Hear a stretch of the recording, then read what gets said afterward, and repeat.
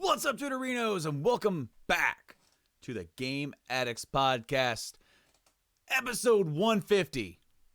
That's 150.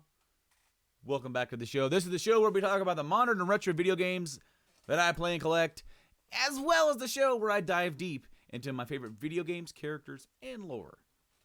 Welcome to the show, guys, and wow, 150. You know, I'm not going to spend a lot of time reminiscing about the show. I do that plenty enough here on the show because this is a very special episode. I remember way back in the day, and it might be mentioned a little bit later on, but I remember way back in the day when we first did Journey into Comics, episode 50, we tried to get as many people who had been on the show to that point on the show all at the same time. We were not prepared. We should have been smarter about it and did what I have attempted to do here today. I got some guests, I got some old friends on the show here today, and I have pre-recorded these segments, and that's why this podcast is essentially going to be the tale of two podcasts, because 3 of the clips that I'm going to show you today, the first 3 are all shorter. They're about 20 minutes apiece, and they were all done at the beginning of the month. The last 2 are a lot longer, but I mean, this is just going to be conversation between me and some buddies. I'm going to interject in between to kind of help you, help tell you who they are before we just jump into it. And then, of course, during that, I try to let them know who they are. If you've been listening to the show for any amount of time, you probably know who all of these cats are. But those first 3 were recorded at the beginning of the month. The last 2 were recorded just earlier on this week. And a lot of things have changed since then. I mean, quite literally, we are on lockdown, essentially. And I'm not talking about like the Zach Bagans lockdown, as in we shouldn't leave the house. Things have gotten really weird in the last month. And the thing is, though, if you look back on it, you kind of can see it was coming. The only thing is that there were other things in the news taking more precedent. I just saw this today. It's like, hey, Kobe Bryant passed. That tragic accident that happened there with like Kobe and his daughter and there's other fine folks. But, that was main page news. Meanwhile, off to the corner, there was, coronavirus news. So, I mean, and that word is blacklisted. You can't say that word on the YouTubes. I won't make any money. I don't anyways. I got a full-time job. This thing is my hobby. Welcome each and every one of you to Game Addicts episode 150. Up first for my guests. Up first, for the very first guest at 150. He is a good friend of mine. I pretty much work with this cat when we go back to work. When's that going to be? But I do work with this guy. I helped name his show. I've been on his show a zillion times. Not really, but quite a bit throughout the tenure. I was on episode 1. I might have been on episode 2 of that show, which was a prequel to another show that got created for It's Podcastrophe. It's the host, Dick Blaine Tyner, and we are going to send this over that way right now. Hey guys, I am sitting here with the one and only Dr. Dongo. What's up? What's up, Blaine? The Dongus Maximus. That's a first. Yeah. Came up with that earlier today. Not heard that one. Not heard that one. That might not get a pass. Nick's going to love that one. Well, it may not get a pass because it may be putting you over a little too much. But be that as it may, today, of course, I'm doing this cool little thing where I'm trying to bring on some people who have been affiliated with the show for episode 150. Wow. And I know, man. I know. 150. It just seems like yesterday we were recording 142 over at Tyler's house, It just time flies. It's just so crazy. I mean, 150. Yeah, Wow. 150. I mean, it's a landmark episode. It truly is, though. I mean, how many podcasts don't make it past 10? And that's the Right. thing I've always said. It's about staying with it. It's about keep doing what you like doing, and hopefully get some better. Get better at it. I tried to at least think that I've gotten better since my very first podcast I've ever done, but. No, man, this has been awesome, and it's great to have you on just to chit chat for a bit and, hell yeah. and talk about what you're doing, because that's what I really want to do with, like, instead of looking back too much on myself. I want to look back on all my all my friends and all my cohorts that I've had here on the show. Of course, there's been a tight relationship between Game Addicts Podcast and Podcastrophe.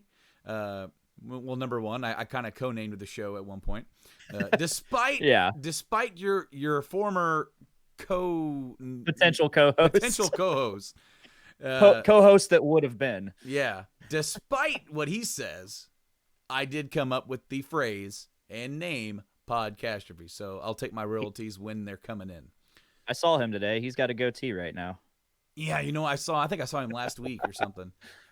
Good old Nick Torres. Of course, Nick was actually on the prototype episode that kind of was like led into Game Addicts Podcast, the old Surge and Crispy M&M's episode. That was the very first episode of Journey into Comics I ever listened to. Me and Nate were doing this thing where we were doing every other week, and we wanted to ramp it up, but we weren't always available, like both of us.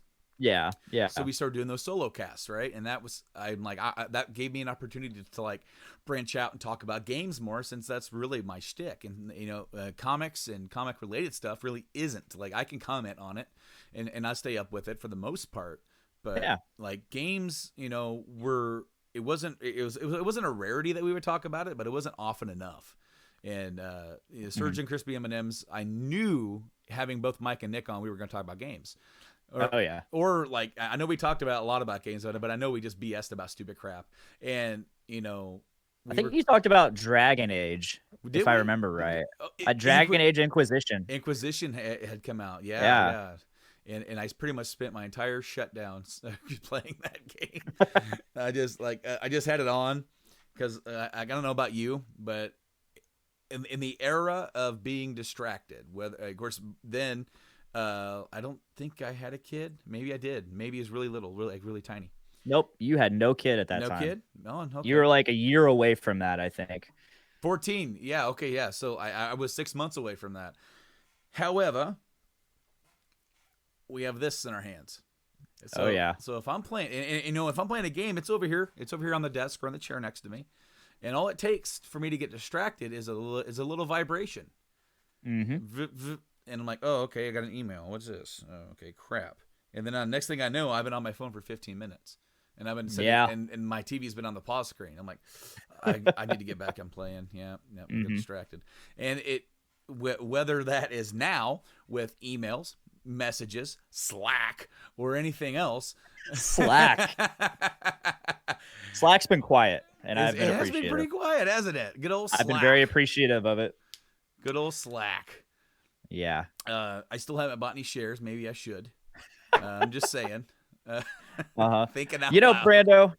Brando, I got to give you a lot of credit because you're part of my journey into podcasting. Mm-hmm. Despite Podcastrophe episode 1, myself rediscovering my old ancient podcasts from 2007. Yeah. Which were just glorified shout outs.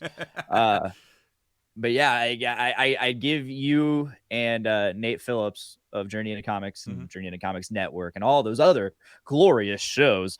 I give you guys like all the credit in terms of getting me into podcasting and getting me into actually doing it rather than listening.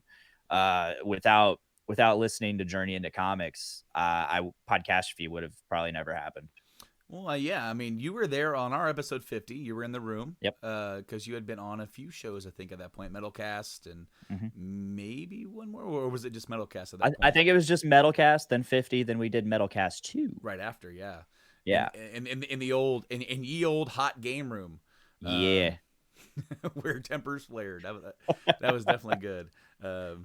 I can't remember what tempers got flared about. It was. I don't either. I don't remember. Oh man. I remember it got a little hot during the pre-show where we weren't actually recording yet, and Nick got a little hot, and then we started recording, and then we took like a break. Yeah, and like a 3-hour break. It was something like that. Where we just like left, got food, and never came back. And we're like, oh yeah, we got to finish this thing. No, dude, it's been really great. Like being a part of the podcasting world with you and bringing you in, and I'm really glad because it's a different medium. It's a different way to get your voice out there, whether that is your opinion or even some sort of creativity, because I know that you've done a lot of music. I've done music before in the past as well, and in a really strange way, podcasting scratches that same itch. And I'm not sure if it's if it's the performer mentality of where like, the performer mentality is like, hey, look at me. I want to talk or I want to perform for you and I want to like entertain you. So maybe that's part of it. But also, when you're writing music, or at least when I would do it, I would try to put a lot of myself or a lot of my own experiences into it. And absolutely. Like with this, I know my, Game Addicts is more focused, but I get to share my opinion. I get to gush. I get to talk, and I get to have this medium to get all of that out. And sometimes, and I know you felt the same way, when there have been really big, long podcast expeditions, like in the old days. Anytime me and Nate would get together, we're like, we're doing 17 podcasts, which would just be one really long one.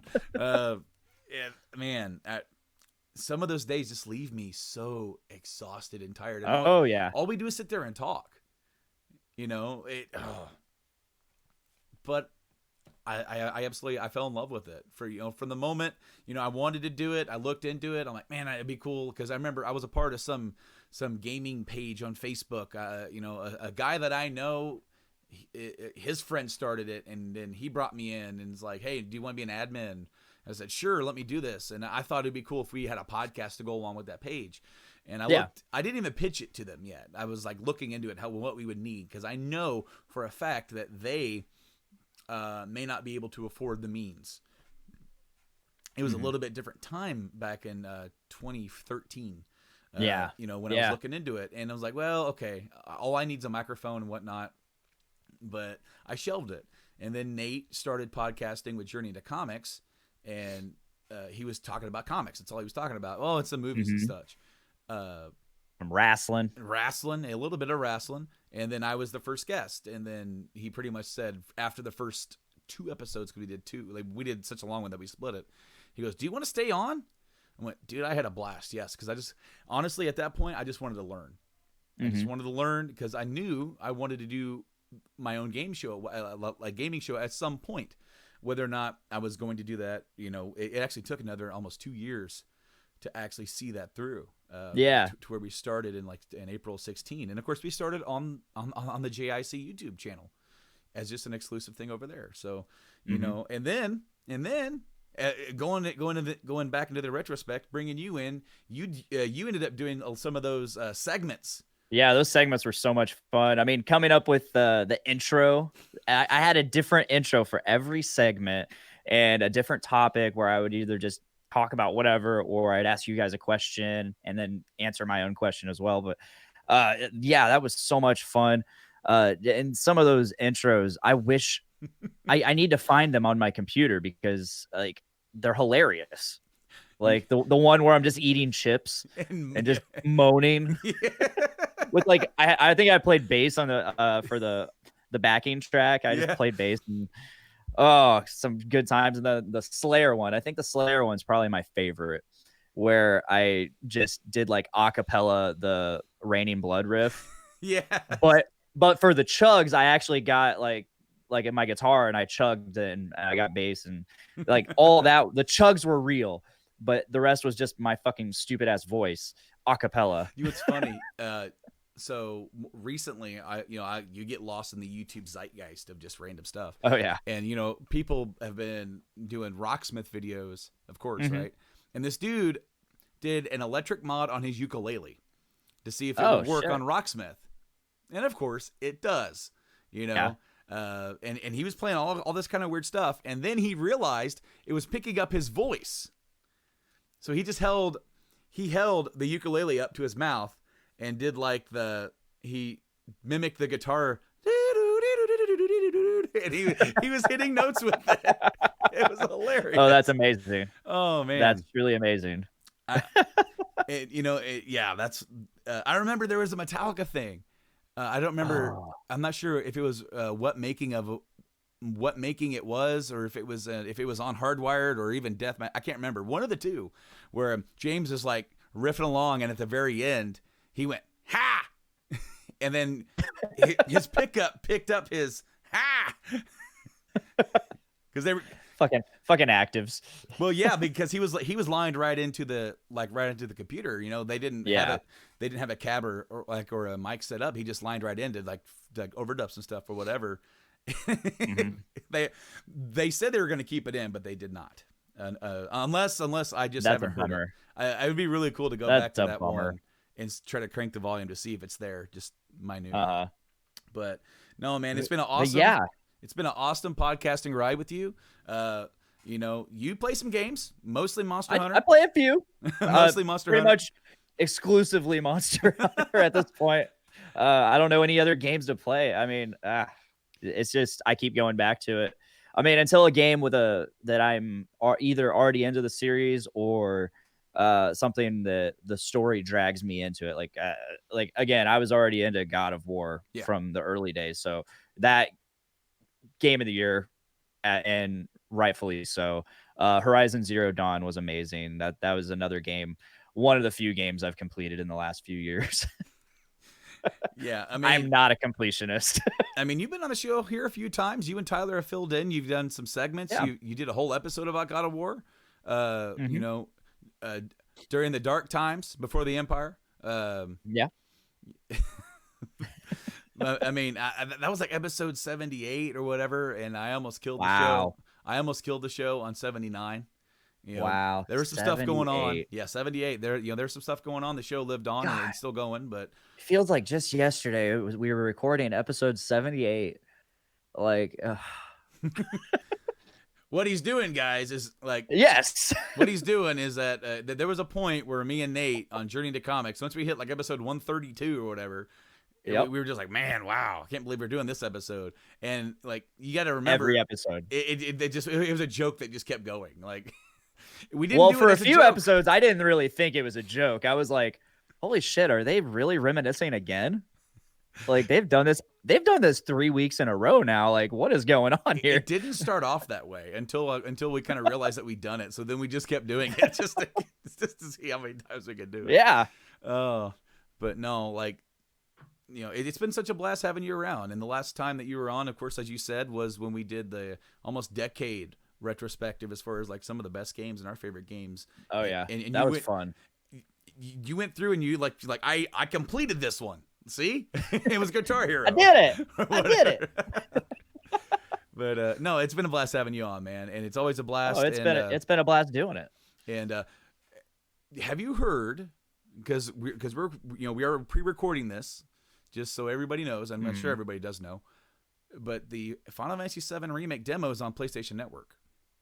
For free. That was a great vacation present yesterday. I saw that it was up. I didn't know if that was like a pre-order the game and you can get the demo. So it's full on. You can just do it. Oh yeah, 7 gigs. And I woke up yesterday morning at 6 because like I'm in my 30s and I work a day shift job. So my body's like, you need to get up, man. And I'm like, oh no, I want to sleep in. It's like, no, dude, your back's you're ready. No, you're ready. Your lower back is starting to hurt now, and the longer you stay in bed, the more it will hurt. And I'm like, all right, I guess I'll get up. And I got up and checked my phone, and I had an email from Square. I'm like, oh, download. Here I am, 6 o'clock in the morning, being like, all right, because I've actually already watched the demo before because it leaked out via development consoles, but now it is out 100% for the people to try it out and see what to think of it. I have actually done. I did watch some gameplay. I've done one playthrough on the regular setting, and I want to go through with the classic setting just to see the difference. It is more action based. It's kind of Kingdom Heartsy, but it's more involved. It's like they took Kingdom Hearts and FF15 and kind of fused them together a little bit. And I see. While bringing like the whole item select from it's almost like VATS. Like when you actually go into the area, like it slows down the combat and you have time. You have like, all right, I need to use a potion. And then but that takes ATB, and the more that you attack, like it'll go up. But if you land attacks, it'll go up quicker. You need to get 2 bars of ATB, and that's almost like what they did with FF13, where each action, whether it's a special move, magic, or item, takes up 1 of those. So if you have none of those, you can't do anything, even heal yourself. So you need to be like playing it smart. So yeah. Okay. I really dug it, man. It's completely different, and it is involved as far as like. It sounds like it. I mean, in order to heal, you actually have to participate. You can't just like, oh shit, I'm on the ropes right now and running around healing until you're ready to fight again. Like a lot of games. Yeah, no, that's usually my strategy. Like the regular, like attack, dodge, and block. Those don't take up ATB, but to do anything else does. And so it's a little bit different. It takes a minute to get used to that because you just want to go in there and do everything, but it's like, nah, dude. But you gain it fast enough that it doesn't really feel like it detracts, Yeah, I watched some gameplay from Eric's Gaming. I don't know if you're familiar with that YouTube channel. Yeah. I watched that channel for like all my Monster Hunter news. Very avid British Monster Hunter player. And so he's been posting a lot of the Final Fantasy VII Remake videos. I watched a couple boss fights. Yeah, looks neato. It's really different, and the gameplay so far on the PlayStation Store this as of today, it had 5,000 reviews, and it was sitting at a 5-star review just for the demo. Wow. What I'm looking forward to the most, it's like, yeah, the gameplay is gonna be fun, but I want to see what they add to this story to make it 30 hours. So. Yeah, right. And I'm only going to have 3 days to do it. Unlike my vacation, which I'm on now, I would have been playing it now, and like I wouldn't, be talking to anybody. So. So I mean, dude, once again, dude, thank you for coming on here and chit and chat with me. It's always, no problem. It's always great to have you on. We'll have to have you on back here in the very near future. Got some cool episode ideas, and I'll shoot some of those by you. And if any one of those interests you, maybe we'll try and squeeze you on here, man. Hell yeah, man. And I'll look forward to you being on Podcastrophe episode 150 because you're on every 50 episodes, because why not? Yeah. Let's make it a trend, I mean, that might be a little further down the road than it would have been now that my show's bi-weekly. But my show, I said it was going to go bi-weekly, and then I had enough content for like 3 weeks in a row or 2 weeks in a row. So I'm like, variable. I'm not. I want to be committed to one or the other, but it's like every time that I say one, I'm always like, I got something, or I don't have anything. Yeah. So it's like, guys, it's gonna be there. If not this week, next week. Damn it. Yeah, it'll be there. We decided to move to bi-weekly as a way to give us a break in between, like every other week, and in that time when we are taking a break, maybe we can focus on like extra content or backlog to throw up if we can't do a show, which not being able to do a show is a lot more unlikely now that it's bi-weekly. So that helps a lot, and again, it's R&R, it's backlog recording, it's extra content recording, and it's just giving us a little breathing room. Once I start the OGs back up with Nate officially and get that going, this show may go bi-weekly, and they'll just alternate which weeks I record what. But I mean, that's a bridge that I'll cross when I get there. So yeah. As of right now, as I said, stay tuned. Episodes will be there every week, or at least every other week. Stay tuned. The day of reckoning will come. Oh, stay tuned. I ate a lot of pizza this weekend. Ate a lot of pizza this weekend. Nice. Oh man, my belly about exploded. But Blaine, Dr. Dongo, thank you once again for coming back on. We'll see you here on in the near future. Hell yeah, Brando. Thanks for having me.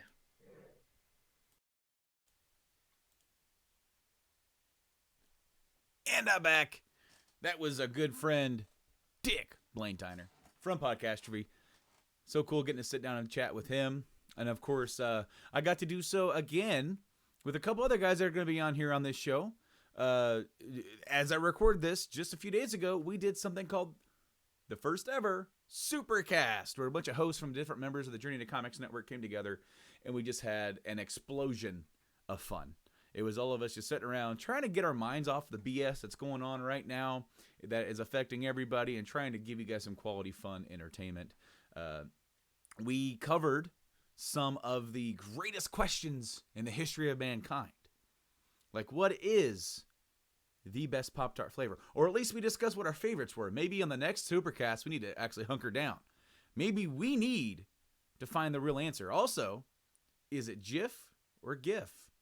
And also, we spiderwebbed off a GIF, or at least Tyler did, to tell us the correct order of consumption of peanut butter. What is on top? What is trash? All that and more on the first ever Supercast. You can find that over on the Journey to Comics Podcast Facebook page, as well as next week, you'll be able to find it right here on this channel. Episode 151 will be the Supercast. You can also check out the Journey to Comics Network over at journeytocomics.com, and it's going to be over there as well. So I've got more with my friends. I got some more talking with some of my friends. First up, of course, was Blaine. Second up, he's a guy who has been widely regarded on this show as Player 3. We've had him on a lot. And in the recent weeks, it's been difficult for me and him to get together because we've had technical snafus. This interview that I'm about to show you or chat, I shouldn't say interview, but a chat, was no different. We finally got it figured out and we were able to record it. Also, he was suffering from a fever. Not what's going on right now. It was different. He had confunk. They went up to C2E2 and he had he came down with like a flu influenza from the con, is no I'm no stranger to that. I've been to cons. I've gotten sick afterwards. But thankfully it wasn't what's going around now. So with that being said, spoiler alert, it's Tyler. And joining me here right now, what really could be the heart and soul of this podcast, especially when he's on it, the one and only Tyner McLaughlin. How you doing, Brandon? Dude, I'm doing pretty damn good. This is episode 150. Of course, I'm trying to get everybody who's been sort of involved, been made appearances. Of course, I mean, there aren't too many people who can have a number of appearances that are like quite match yours. You've been on quite a few over the years here on the show. Well, it's if I had a choice, to talk about really anything, our friendship was built on like, hey man, you like video games? Yeah, I didn't know you liked video games too. And then our whole friendship blossomed because of it. So, we're both busy dudes and we live far away from each other. So the times that I've been on the show, it gives us a good excuse to hang out. Not that we need one anyway. Oh, no, man, you're right. And it's always cool to sit back and just pick your brain about what you think about what's going on. Like, I thought it was really cool how, like, the last time that you were on, like you gave kind of your couple month in review of Stadia. Mm-hmm. And then we had that long period of where nothing was happening with Stadia at all. And then they're like, we got some new games. And they're like kind of all indie games that kind of came out for it. So that was kind of cool because that was something that I'm not even into. I didn't get in on the Stadia, but man, you got that Founders Edition. Is there any update on that from your point of view? Yeah. So, you and I briefly talked maybe about a month ago, just kind of in passing about how, as far as the industry goes, the service as a whole is kind of dead, just because they had went like 60 continuous days without anything being added to Stadia, and then they broke that obviously. But my buddy Andy, who we agreed when the service was announced that for what little it cost, you're basically paying for a Chromecast Ultimate and a nice controller that I can use with my PC if I ever decide to do any PC gaming anyway. So the money was kind of there, but we figured out that after 8 p.m. Our Eastern Standard Time, we cannot play on Stadia like anything. I can't even boot up Farming Simulator and play that, which is strangely addicting, by the way. Don't sleep on Farming Simulator. but I did a lot of digging, and I kind of put Metronet's feet to the fire, and I'm like, look, I pay for a 1 gigabyte service, and around this 8 p.m., this peak bandwidth time, I'm getting like 25 megabits per second. And part of the problem is Google uses their own proprietary speed test because of their giant, underground server hub that they have, God knows wherever it's at. Um, but so we are on Chicago's basically Metronet to Google information hub. If we were on Indianapolis's, we would have no problem. For some reason, Chicago and Google don't communicate very well with each other. So, if I'm home on a Saturday and I want to play some games, it's great. There's no lag, and it's extremely frustrating to go like I've played a lot of Destiny 2 because of the service. I got basically the ultimate edition for free. Um to go from Stadia to Xbox, Stadia has no load times whatsoever, or if they are, it's literally a fraction of a second. Xbox is sometimes minutes. So, and the game doesn't look as good, So it's been frustrating, but with Larian Studios is the big reason why I got the Google Stadia, because of now that the industry has seen, over an hour of gameplay, Baldur's Gate 3, and now it's going to be early access for Stadia 2, just Stadia and PC. So I will at least stand by the service until kind of that early access period happens, and then I'll probably quit paying for it after that if it doesn't improve. It was kind of funny because I was thinking about it just the other day, or maybe it was today, because we are recording this maybe like a week or two before episode 50 actually happens, and we're just kind of catching up. And that Mike Bloomberg dropped out of the presidential race, and I thought that Google Stadia was kind of like the Mike Bloomberg of the video game world, where they spent all this money, made all this hoopla, and they came in, and he's like, "All right, I guess we're done." Well, and it's really sad too, because like I said, when the service and system works, it's fantastic, it's flawless. But when it doesn't work at all. Yeah. So if they could just figure it out, you and I have said for a long time, we're the old man yelling at the cloud. No pun intended there. We don't want games as a service, but for somebody that is maybe in an incredibly large city or on the go all the time, something like the Stadia might fill a niche that maybe the Nintendo Switch can't always do. Sure. And it was really cool to kind of pick your brain about the Stadia, even back then, even now, to when you said that, like the whole trouble with, is it just location? Why you're why you're connected to the Chicago hub instead of the Indianapolis hub? I argued with Metronet literally for hours one night. I stayed up until like almost 2:00 in the morning arguing with them, because like that was around the time when it had just started to happen. So, shortly after you and I discussed Stadia on Game Addicts, it's like all of a sudden it just started to happen, when before that I had no problems. Mm-hmm. Regardless of what setting I picked, balanced, whatever the low setting is, or the performance based, at 8:00, it's just like, well, you don't get to play video games tonight. And, after going back and forth and around with Metronet, they're like, well, you know what? This is the information that we have. And basically, we're not going to admit fault here, but we're also going to say, and the person that I finally got like some answers out of, I really appreciate them, but they're like, you know what?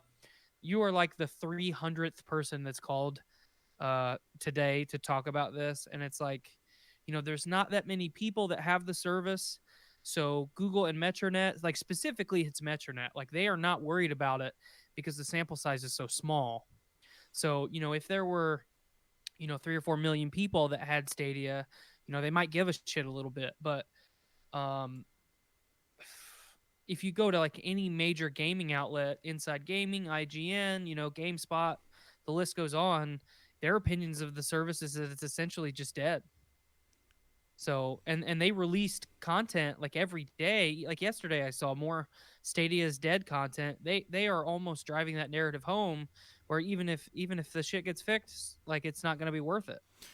Well, yeah, because once you once you control a narrative like that, and once you start driving that, and people won't even look into it. They'll see the headline, "Stadia's dead," and like, oh, well, I guess I won't even look into that. Maybe I was, maybe that person was kind of interested. They were kind of waiting to see, maybe a little while, maybe some newer games to come out for it, and then he starts just seeing, like as you said, all these online publications are like saying, "No, dude, it's pretty much dead." So now that like they won't even look into the fact as to what's going on with it. They're just going to shift and go, well, I guess instead of getting that, I'll just go get the new Xbox or new PlayStation, whatever, and just stick with that. Correct. Speaking of new stuff, as I said, this is like a few weeks before 150 actually airs. This week, the Final Fantasy VII demo came out for PlayStation Plus. I just downloaded it. I haven't played it yet. Oh, dude, I can't wait to hear what you got to say about it, because it's different. Awesome. It's different, but it doesn't. It's awesome. I mean, as of like, I think it was yesterday, there was like 5,000 reviews, and they were like, it was sitting at 5 stars on the PlayStation Store. It's awesome. It's everything that, as far as like visually, everything that I wanted. FF7, it's like the old rose-colored glasses. It's like, that's what it always looked like, dude. No, it wasn't, but that's what it looked like in my head. Well, and I think as pretty as the game as it is, fans of the series, I'm not even a fan of the game, of the original. 9 is obviously where my heart lies. But, when Advent Children came out, if you could just give me a remake of the game that just looks like Advent Children, I of course will buy it. And then that's what they ended up doing anyway. It looks better than Advent Children did, It does, doesn't it? The gameplay was fun. I've done one playthrough. It was funny because I woke up on Monday morning and it was like, Christmas. It was like, I woke up, it was like right at 6. I'm like, oh man, it's too early for me to get up. But your body's like, no, dude, you better. And I'm looking at my phone and I got an email. It's like, Square demo. I'm like, I marched my butt right out to the living room, turned my PlayStation on, hit download, and then proceeded to go with my morning routine. And then, thankfully I've got like gigabit internet here at the house. It was done in no time flat. Sat down. It was just after 6, and there I am, first thing in the morning, mouth open, like, oh yes, yeah. I can't wait to hear what you got to say about it. But I'm super excited for this game to come out. There was a news headline that kind of came out that said Red 13 will not be playable in this first game. I'm glad you brought that up. Some people were upset about it, and I was too when I read the headline. Because I guess Red 13 is going to be like a guest character, kind of like the Kingdom Hearts thing, where you got, he's there and he's fighting, but you can't switch over to him. Correct. And they actually said the reason for that is because you get him so late into the story that they didn't really feel like you had enough time to dive your teeth into his mechanics, his moves, and they really didn't want to introduce a character that late into the story, which, they're telling that first opening Midgar section, yeah, you get him pretty much at the end of it. Right. So he's there. And historically too, like, you and I, especially as many RPGs as we've played, you get a character late in game and it's like, well, this character is either like incredibly overpowered and I'm going to use them no matter what, or they're so interesting I have to use them. But most of the time it's like, well, I got another character that I'll never use, and then you don't ever play with them anyway. So I saw the same headline and I of course was like, wow, that's a bold move because of, it's a red lion dog. Like, it's going to pull at your heartstrings and the original story of him being experimented on and everything. Like, fans, there might be more fans that like Red 13 than fucking Cloud, Oh, yeah. You just don't know. So, but I read a follow-up article that basically said, like, yeah, after this, opening experience, like, you can play with him as much as you want. So, I mean, yeah, going into part 2, that he's going to be there just like everybody else, so it doesn't hurt me. Also to note that, like, they haven't given a time window for part 2, but a lot of the hard work has already kind of been done, right, so to speak. So hopefully, like, where this was like a 5-year overall developmental cycle for this one game, Mhm. that was started by another company. I think the company that ended up that does like the Disgaea games started it, Yeah. and then Yep. Square came in and said, "No, this isn't up to our snuff." Completely restarted the project. So that was probably a good 40 years of like hard development time, Mhm. and then to get this, and when this before this even got completed, they're like, "We already got a team that's putting together part 2." Mhm. And Well, and I would go, I would be bold enough to say that part two is pretty much done already anyway. That part one's going to come out here shortly, and then, maybe holiday season, maybe the beginning, like quarter one next year, like right out of the gate, we get part two. that'd be nuts. Yep. That would be nuts. But I think it would behoove them to get it done, sooner than later, and not Yes. not make people wait, because this game's coming out right at the end of the cusp of the PS4 Xbox One console cycle, and we're going into the next one. So the next one will more than likely either be, if it is that soon, it'll probably be a dual generation, which I wouldn't be surprised to see the whole trilogy, if that's, we don't even know if it's a trilogy, but I would assume so, be cross-plat, like you're going to get the PS4 and a PS5 version. Which that to me that would only make sense, because how much would it suck if you're like a kid or a budget gamer and you finally dived into the PS4? It's near the end, you're like, I'm just going to dive into the PS4. I got this big old library, got FF7 coming out, that'd be cool. And then they're like, all right, for the next one, you have to go out and buy the next system. That would kind of suck. Well, and I think especially too, it would, it might kind of do some negative marketing there, saying, well, when I get my budget kind of back up to where it needs to be, I'll buy an Xbox instead, just because, it might push some people away. I would, if I was Square, I wouldn't do it. I definitely would I would release all the games like when PS5 comes out, release an update for them, and don't even worry about releasing PS5 versions, because it's completely backwards compatible. And from what I understand, you're going to be able to just update the games from the developer and just to get your higher res or higher frame rate and whatnot. Gotcha. But, that's just from what I understand. I saw a thing from Cyberpunk. It was from CD Projekt Red, where they said, and then this was primarily for the Xbox version, but I would assume it goes hand in hand for the PS4 version or PS5 version. They I would said think so. that when the game comes out in September now, that when the new consoles launch, you are going to be able to download the update to optimize the games for those new consoles for free. And they explicitly said, because they don't believe that you should have to pay for the same game twice. Correct. Which, hats off to CD Projekt Red for kind of setting the standard for the rest of the industry. Pretty much everyone needs to look at that and say, there's a reason this company, is a strong up and comer, and there's a reason they have a lot of business, and it's customer service like that. Did you see that for the Switch, for Witcher 3 on the Switch, there is cross save, okay, compatibility with Steam. Yep. That is cool. That is cool. I kind of wish they would have it for the other consoles, but I get why they don't yet. Right. You would think that maybe there would be like an Xbox thing coming down the line for it, but the simple fact that they were able to do that, to me, that's another copy of Witcher 3 sold.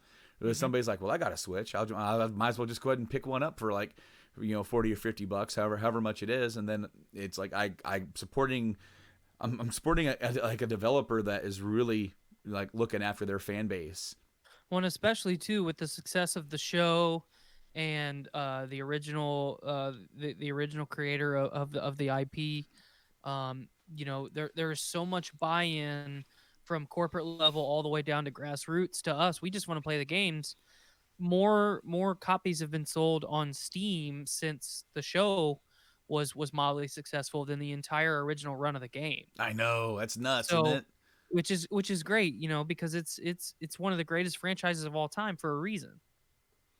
So that's really cool. But you know what, Tyler? It's so great to always have you on here on the show. I'm so glad that you're able to call in and do a little thing for me for 150, just chat a little bit. Well, I appreciate being here. Oh, dude, I got some stuff planned. So some episode themes, maybe Cool. some retrospectives or whatever. And I'll throw some of those your way. And if any one of those interest you, If you want to be a part of them, we'll definitely try and link up again. Hopefully we have no more technical snafus. That has been... It seems like every time we want to record, it's like the ether out there is just not ready for it. You know, worst case scenario, I'll pull exactly what I did last time and just say, screw video. I'm just coming over to your house and we'll just sit down somewhere and we'll talk for an hour or so. However, we got to do it to get the episodes recorded. That's all that matters. Right. You know, I mean, this way is pretty cool. I like doing this format. I like having us face to face and let the people see it because I've been trying to do that. But here lately, it hasn't been feasible with my episode plans, so I haven't done it. However, dude, it's been such a great honor having you a part of the show all the way back from when you first came on. We were talking about backlogs and stuff that I'm still working on my backlogs from that episode. Fucking tell me about it. My buddy texted me the other day and he's like, hey, the super deluxe edition of Borderlands 3 is on sale for like $40. And I was like, well, it looks like I'm buying a game that I said I wasn't going to buy. And then the backlog just increases. Right. You know? Absolutely. But dude, it's been awesome. Having you part of all the stuff. Of course, you've even made appearances for our for some of our E3 watch-alongs and stuff. We'll have to do some of that. Who knows? I mean, they said they're still going to do E3 this year, even with the coronavirus. But I'm not sure if anybody else is going to show up. That's what I was going to say. As long as I feel like I have the coronavirus right now, but as long as that crazy disease doesn't try and steal our fun away, I hope to link up again. You know what? Thank you, especially with you feeling the way you do. I got a little lucky, and I got like influenza the week that I had off for my baby. Even though I was supposed to be helping with the baby, I couldn't go anywhere near the baby for the first couple of days because I had a fever. Right. And I pretty much that turned into like bronchitis, and then it spread to my larynx. It was like a 3-week ordeal where I just felt like complete dog crap, and I felt like that meme of Joker when he's strolling down and just gets hit by a car, you know. Everything was going great. We got the baby home. Everything was fine. We got released early. Boom! And a car hit me. And I'm like, I remember laying there. She took my temperature. It was like 104. She's like, and to be fair, the 104 was elevated because the boy was wanting to, my oldest was wanting to watch some movie I didn't want to watch. So I put my hood over my eyes and was napping, and it caused me to like internally bake myself. I almost boiled my brain. But hope you feel better, and I'll be in touch with you here soon. Thank you so much for being on the show. Thank you. Thanks for always having me. Always, man. Until next time, I'll see you later, bud. Later.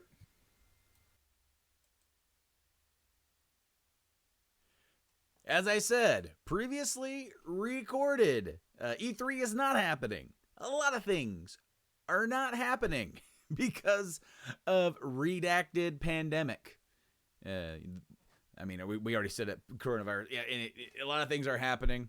A lot of things have changed. As I said, you know, these first few clips, you know, that are about 20 minutes and like long, if you want to call that a clip.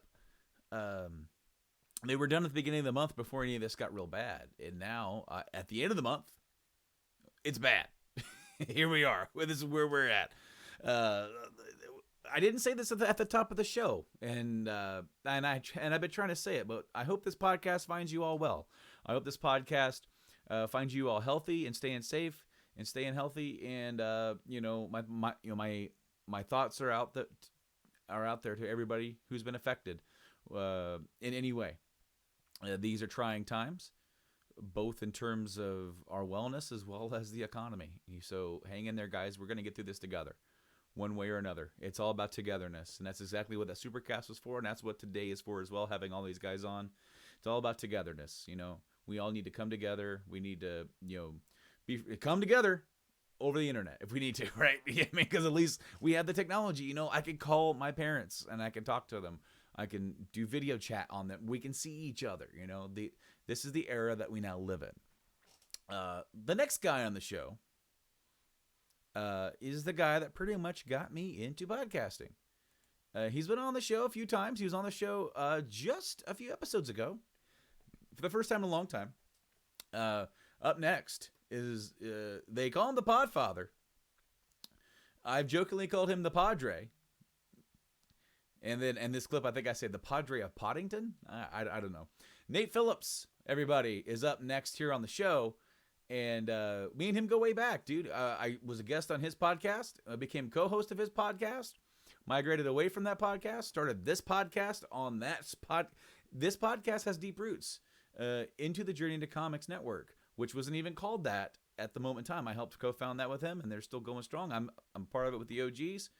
And let's sit back and hear what Nate has to say. I'm not even sure. I can't remember what we talked about. It's been about a month ago. We sat down. We talked about some stuff. Again, previously recorded. Not entirely up to date with the newest load of info out there. But I'm going to turn it over. And here's Nate Phillips. Hey, guys. And I am back here with the Podfather, the Pod Daddy, the Padre of Poddington, if you will, Nate Phillips from the Journey to Comics Network. Nate, how many nicknames do you have concerning the word pod and then the word of a father figure? Who, me? I don't know, dude. I don't know. It's just like there's so many. Back when I talked to Blaine, I actually for his name down there, like below me it says Brando, below you it says Nate, and then for Tyler it said Tyler, but for him I put Dr. Dongo, and I introduced him as Dr. Dongo, the Dongus Maximus, and he goes, "Wow, that's a new one." I gotta tell Nick that he'll like that. I'm like, he might not like it because it might be putting you over too much. Oh, true. Like, no, man, that sounds way too much like an ego trip to call yourself the Dongus Maximus. Maximum dongage. How's it going, man? How you been? I'm doing all right. Chilling. We're doing a little podcasting through the video world today, which has been a fun venture, and hopefully I sound nifty through the powers of the interwebs. But man, it's been a trip. I've been playing a lot of video games actually lately. Yeah, I kind of hooked you up with a little code here for Jedi Fallen Order, which I got with my new Xbox, which I already purchased the game on the PlayStation. So I didn't need that code, and I'm like I remember Tyler said he was going to buy it. So I'm like, Tyler, do you need this? He goes, I just bought it. I went, well, I wonder who else could use it. And then I remembered, hey, you have an Xbox One. Because I do. You end up getting like an original model. So I'm like, hey, man, do you want this? You're like, there's a bear shit in the woods. Yeah, that's exactly how I said it too. Does a bear shit in the woods? Maybe on Kashyyyk, but I like what you did there. So how you liking the game, dude? How you liking Jedi Fallen Order? Bro, it is very massive. I have a very driven, like I want 100% everything.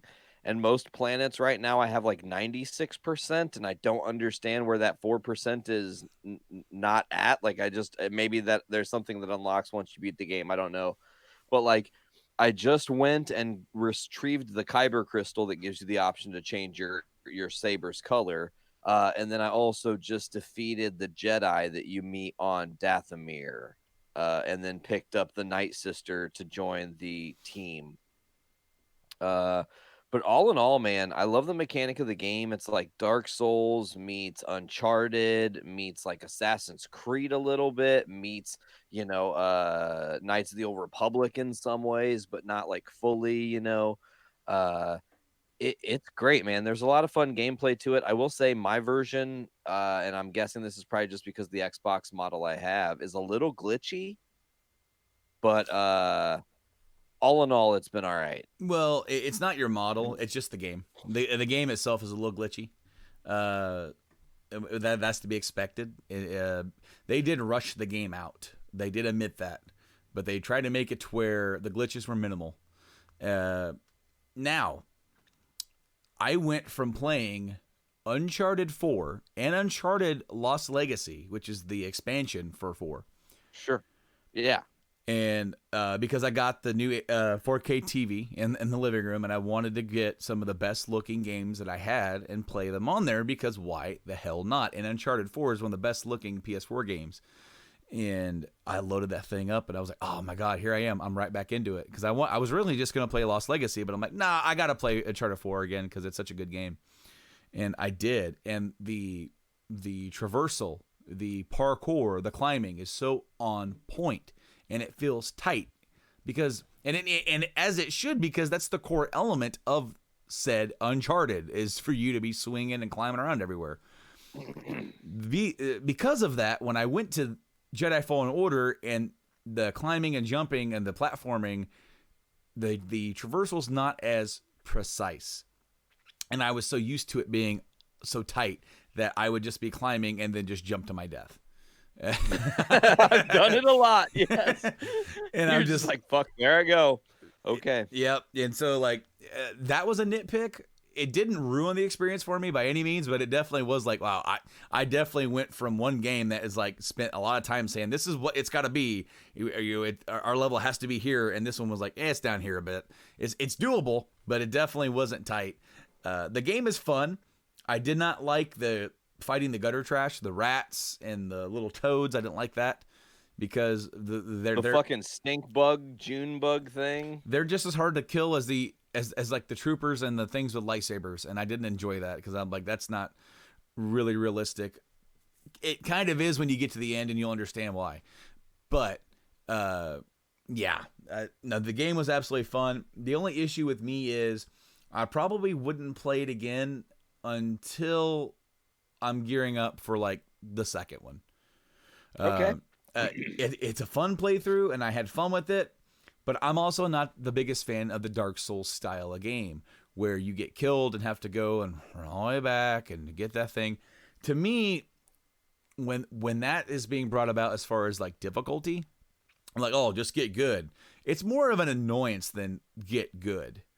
Because then, when I keep messing up and I just keep having to redo the part and over again, and where it's in something that I could easily just skip it, and it's not necessary to move on, but I have to go and engage and hit that enemy once to get all my crap back. Otherwise, like, it wasn't worth it. I'm not really big on those types of games. I'm like, it got to a point where when gaming becomes a chore to me, it's no longer fun. And like a lot of times, like now as I'm getting older and I'm getting, and I'm playing games, fetch quests become very apparent to me. That's all this is a fetch quest. And instantly I can just like lose interest because like all I'm doing is getting something. And I'm like, come on, these are filler missions here. Like GTAs and stuff like that. They're pretty big on that. Like, go to get this, go do that. And that was something that in playing Final Fantasy 15 was hard because a lot of stupid little fetch quests. And I'm just like, can we just carry on with the damn story? I'm 10 hours in and don't know who the damn Empire is or why they've taken over and killed my dad. Like, you're like, oh, the evil Empire Niflheim. Well, why do they want this shit? And they don't mention that. Meanwhile, in the old tried and true Game Addicts fashion, watch the damn movie first. If you watch Kingsglaive in the first 10 seconds, you're like, Niflheim, they're obsessed with magic, but they're tech. They want magic. So they invaded and they killed the king because they want his magic. And 10 hours into FF15, they couldn't say that. Motherfuckers. Like, come on. Can I say that on this show? Yeah. I mean, the thing is that no, it's cool. I try not to as much as I can. The podcast is listed as explicit content just because there are times where myself, Mike, or Tyler have just gotten frustrated enough that we let them go. I don't want to like censor myself in that respect. Because if I remember on the episode, I was really angry about that. Mike's like, hey, man, you need to watch this movie. But I'm going to warn you, you're going to be really angry. I'm like, why would I be angry? He goes, you're going to be mad. With what you told me and how you were angry about this game, you're going to be mad right away. And quite literally, we sat down, and within the first 30 seconds, I looked at him. He goes, yeah, I knew it. I'm like, motherfucker. Yeah, but God damn it. Watch the damn movie first. Watch the damn movie first.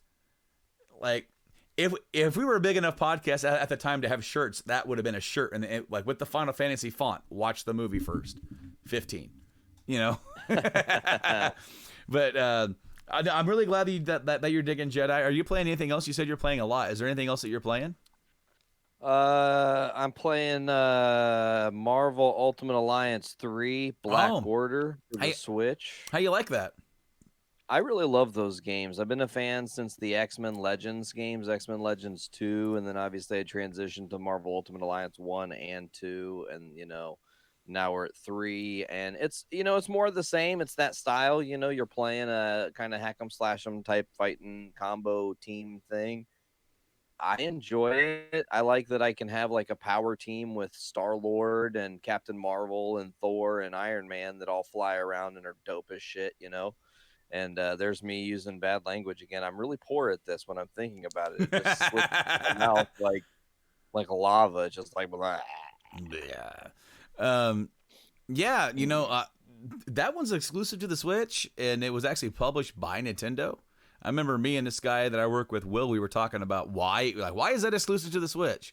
Well, we looked it up. It's because Nintendo published the damn thing, and it was developed by Team Ninja from Bandai Namco or something like that. Yes, it is. And from what I understand, they did not do the originals, right? Was that somebody else? Was that Activision? Yeah, I think it was Activision, yeah. Okay. I mean, I don't know what team did it, but I know that they published it. But yeah, I've always kind of wanted to play that and pick it up, but it's also one of those things that's not really big far on my radar. I was interested in that new Avengers game coming out, but then I got delayed, and I'm just like, my give a crap about it has kind of like, not that I don't want to play it, because it's got some really great voice actors in it. As far as it's got Troy Baker, it's got Nolan North, and more others that I'm not even forgetting, and I'm forgetting the name right now. But to hear, like, I want to say Nolan North plays Tony Stark. He's the guy that voices Drake from Uncharted. Yeah, Uncharted, yep. And then I want to say Troy Baker plays Hulk. Interesting. A different kind of character for him. So like the trailer looked phenomenal, and it looks really neat in how you can switch back and forth between characters during the level. But I'm really super excited for the new for RE3 remake. The Resident Evil 3 remake. RE2 was fantastic, and even more so than that, this is like the third call that I've done for this thing. And the third time I'm mentioning it, the Final Fantasy VII Remake. Holy crap, that demo came out on the PS4. You can download it now for free. Oh, shit. I'm going to do that after this. Yeah, go do it. And because I know Sarah is a huge Final Fantasy fan as well. I know she's more of a FF6, FF3.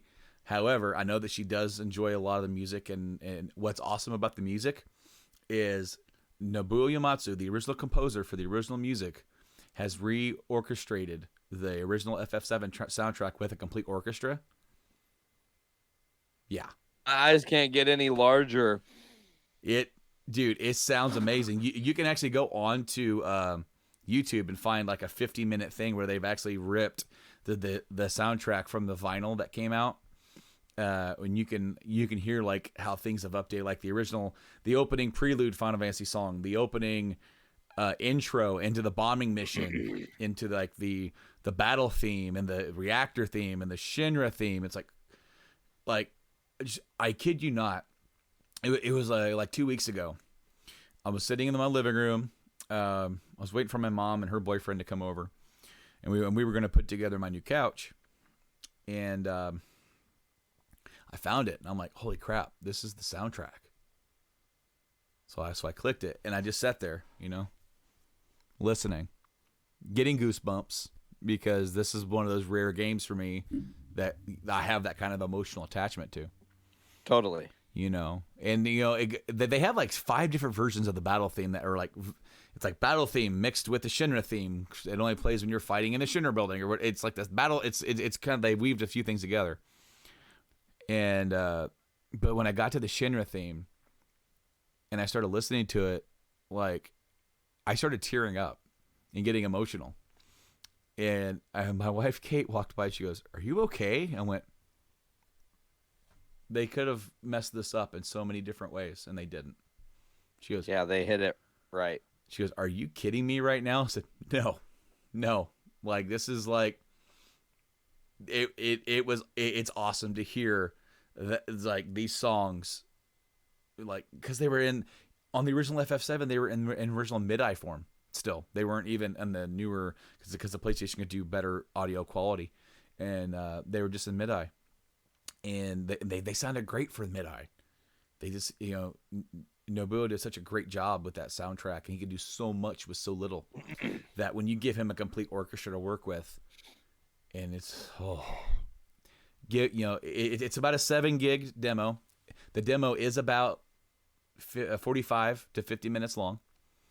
It's it's the opening reactor bombing mission, and it is going to be more than what you expect. Okay. Yeah, it's not going to play like it plays like a mix between Kingdom Hearts and Final Fantasy 15. My tiny little nipples just went to France. The big cool cutscenes with the voice actors nail it.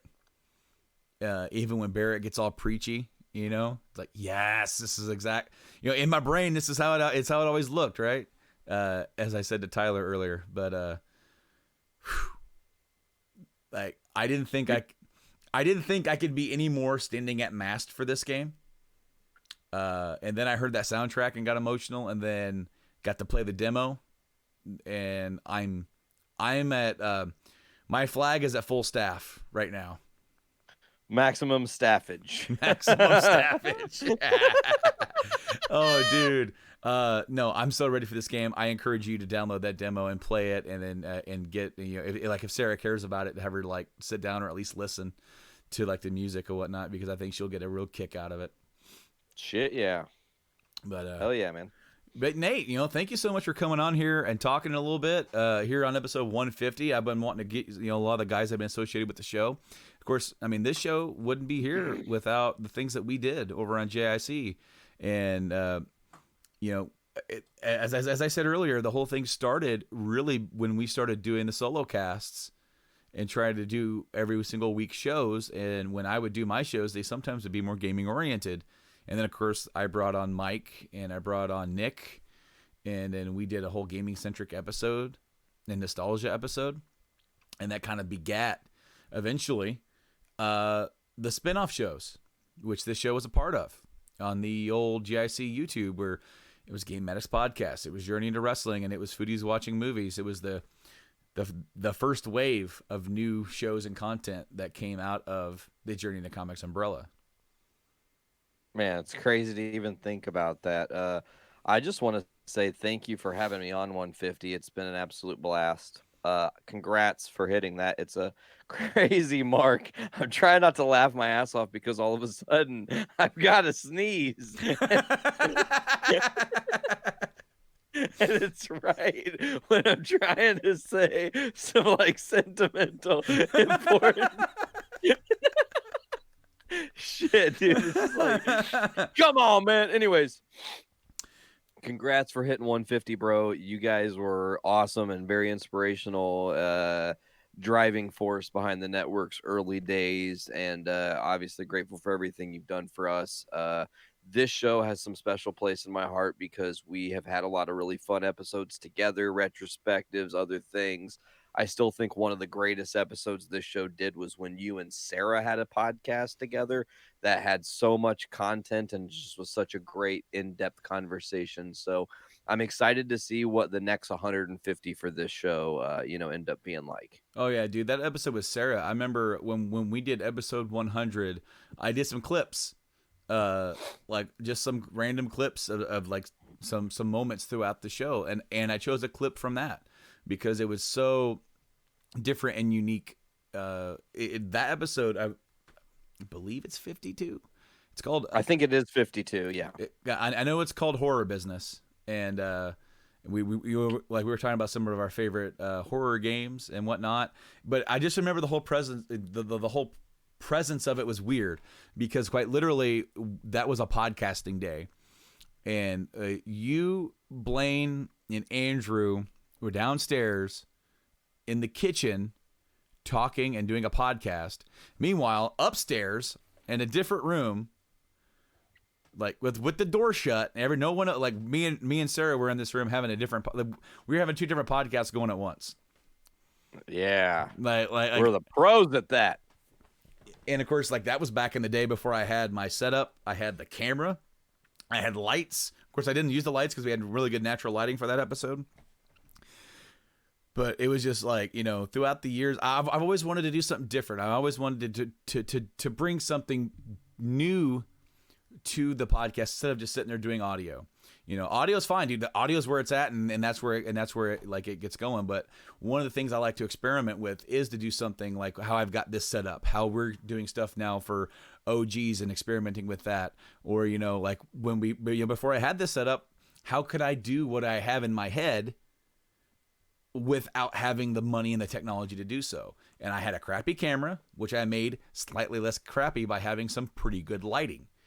And all I did was put the Zoom and plug it into the camera and recorded our podcast. And I had to render our entire podcast episode. That's why for a long time our episodes came out. I believe it was like we recorded on Wednesday. The audio would come out on Thursday. The video would come out on Friday, because it took me like literally, like, I got home and I imported everything. And then Thursday I actually had to edit and put down the podcast on video to get it all ready and export it, because it just took forever to do it that way. And I'm so glad that, you know, I was able to get my new setup and get us, you know, more streamlined to where literally I'm all set up. There are some technical snafus, like with our internet connection, which is now fine now that we've stopped a certain upload, or when, you know, me and Tyler always have issues. It's always something out there, as we mentioned over there when I was talking to him. But I'm so happy to have you on, because it's such an important, you know, thing to me, because you have been on this show on and off. You know, you're on, like as you said, we did some retrospectives. I remember we did like the 360 retrospective together. There was another PS3. I think we did PS3 together. I thought we did PS2 PS2. together. We did PS2 together. Yeah. And then maybe N64. I think we did do N60. Yeah, because you had the book. Yeah. Yes. Yes. You had that book that you brought along, and of course we did those in that old style with the camera. You know, now this is how I do it, man. I just hook up and we link up together and we get a good connection going, and it's so smooth, because all I'm going to do is hit that record button and it's going to be done. And then the video is done. And all I got to do is format the video into audio, and then add on whatever I need to add on in Audacity and upload that sucker. And it's done within a matter of minutes after I'm done. While all that stuff's important, what I'm doing is over here, I'm getting my thumbnail ready for the YouTube video if I have an idea for it.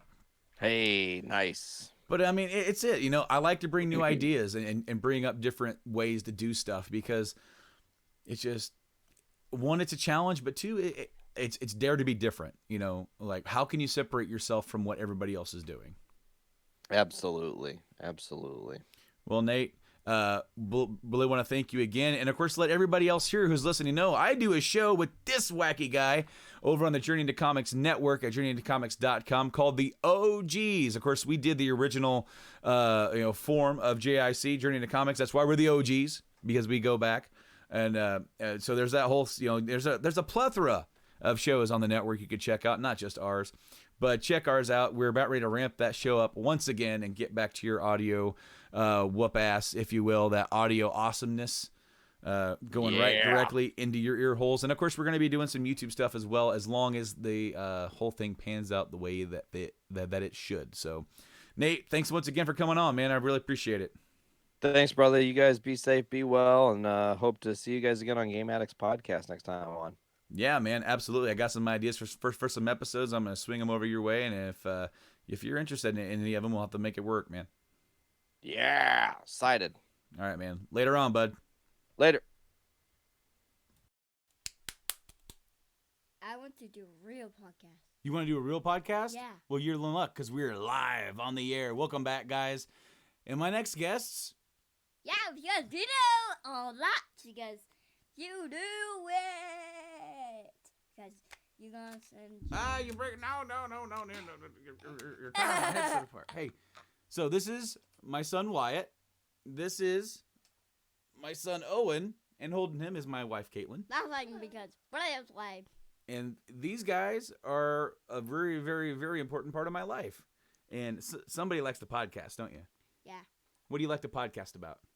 About Spider-Man, Avengers, Batman, and Star Wars. Well, so all my posters. Yeah. You like to podcast about superheroes and Star Wars? Do you like video games? Yes, I do. What's your favorite video game? The Spider-Man game in Wrestling 19. Wrestling? Do you like Mario? Yes. Do you like Mario Kart? Yeah. What's your favorite? Who do you like to race as in Mario Kart? Which character is your favorite character to race as? Yoshi. Yoshi? Red. Yoshi Red. Oh, the red Yoshi? Yes. Yeah. So earlier you asked me if this was Yoshi, and it is. He's a pretty, meaning we don't take him out of the box. These are called amiibos. Can you say amiibo? Amiibo. Amiibo. Good job. See, you're getting it. Yeah, I'm type likes because we just do all podcasts when it's time because anyone's like that, and we do a lot podcasts, and we don't, and because we play a lot of games, right? Yeah. I mean, Daddy does play a lot of games. Yeah, we do. We do a lot because you know some language I understand. And that's saying connect to the Wi-Fi. Yeah. Sometimes I'm saying connect to the Wi-Fi when it goes to connected to the Wi-Fi with Spotify and also YouTube. Oh, yeah? Yeah. All right. Well, I love having you on my show. Yeah. Because you always say something funny. I'm saying yes. And you just start blabbing and talking. And you know what? Sometimes I don't know. It's like talking to myself, I bet. Oh, yes. It does because you can actually talk to a person on the laptop or the computer or some games. Talking to him is what I feel like what all my friends must feel like talking to me. And you know it, and we can use the microphone.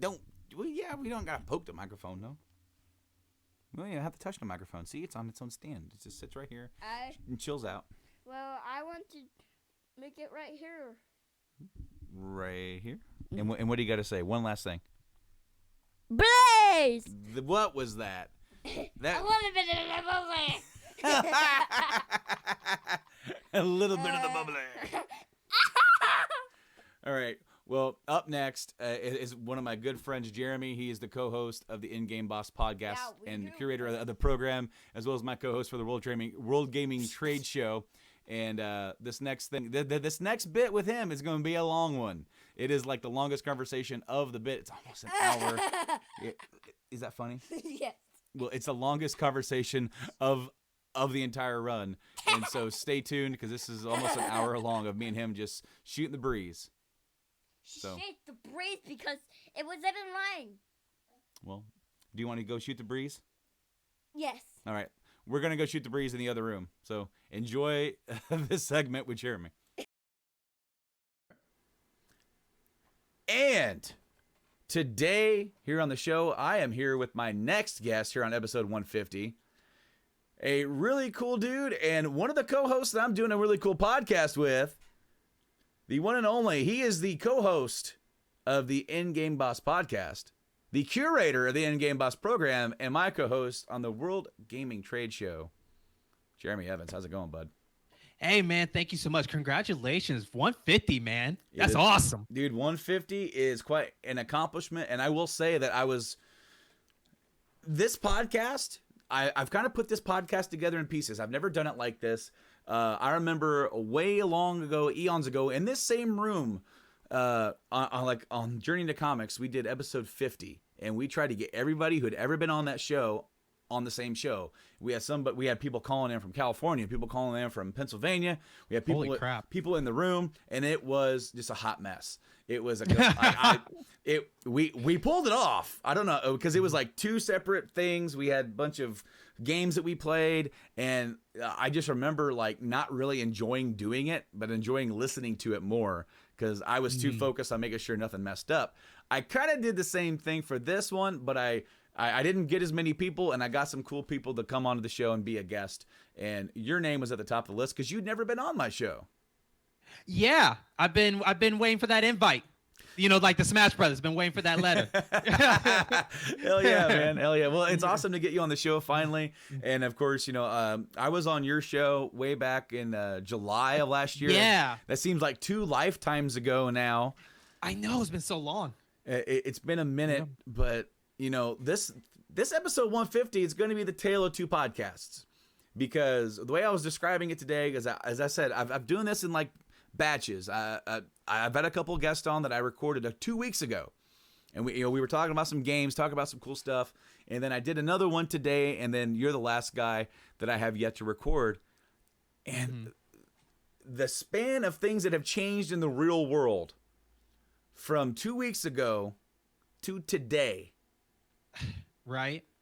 like, this is not what this episode was supposed to be about. And it is not what this episode's about, but it does affect us because it affects everybody. And that's everything that's going on in the world right now with the coronavirus pandemic.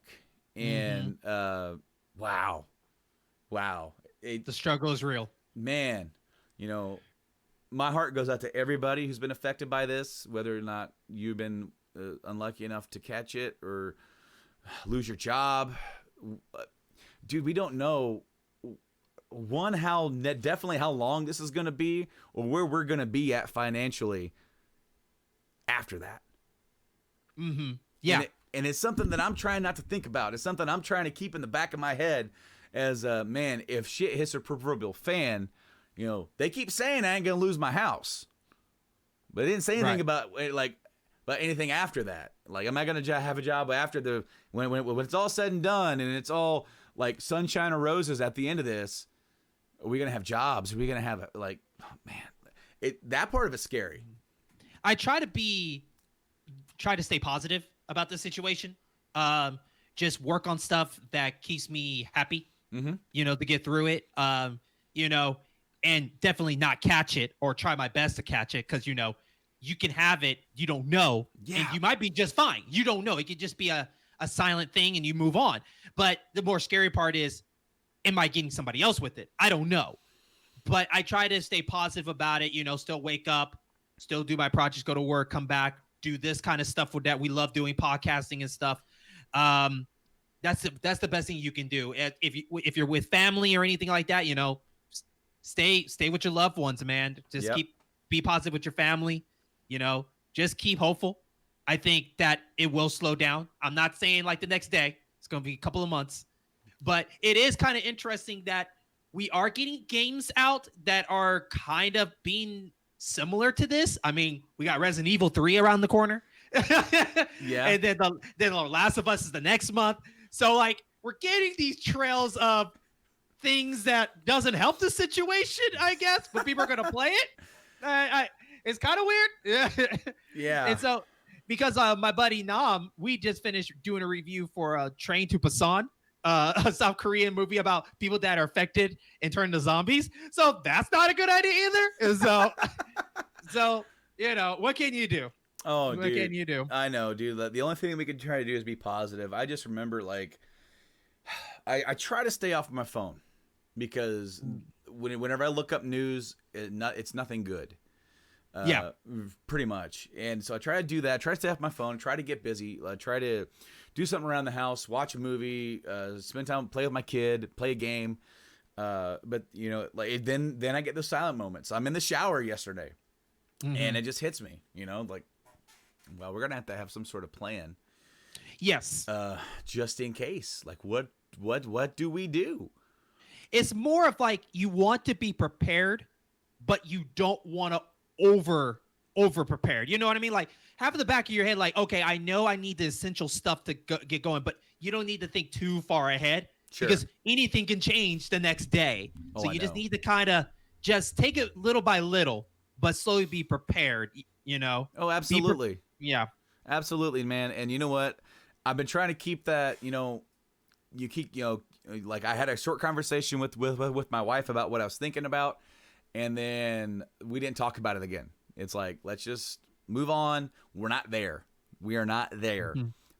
We have to keep trucking with what we do, and a lot of it is out of our hands. But I also, like, the thing about talking about this kind of stuff is that, we are all in this together. Mm-hmm. Each and every one of us, whether or not you're just hanging out at home with your family, like you said, or whether or not you are one of the few that have already have been laid off or lost their jobs. Thankfully, there's a lot of people, a lot of companies that are hiring for some part-time work. I know that in my area, like there are grocery stores that are offering like, hey, we need help stock a shelves because we don't have enough people. You know, you can go get some work there until you can get your, get your job back or whatever. And the same thing with Amazon. I saw Amazon is going to be bringing in like 100,000 people. They're like, hey, try and come in. You can work, help packing boxes for us. And, like it'll be temporary, but like at least hopefully you'll be able to get your job back at some point. Yeah, because I think one of the things that people are going to have to get through their head is you got to do what you got to do to get money. I know that people might have like high jobs, high corporate jobs or whatever is giving you a lot of money. But if you got laid off, you got to do what you got to do, especially if you have a family. Mm-hmm. Like they got to come first. So if you got to be stocking, then so be it. But it's not forever.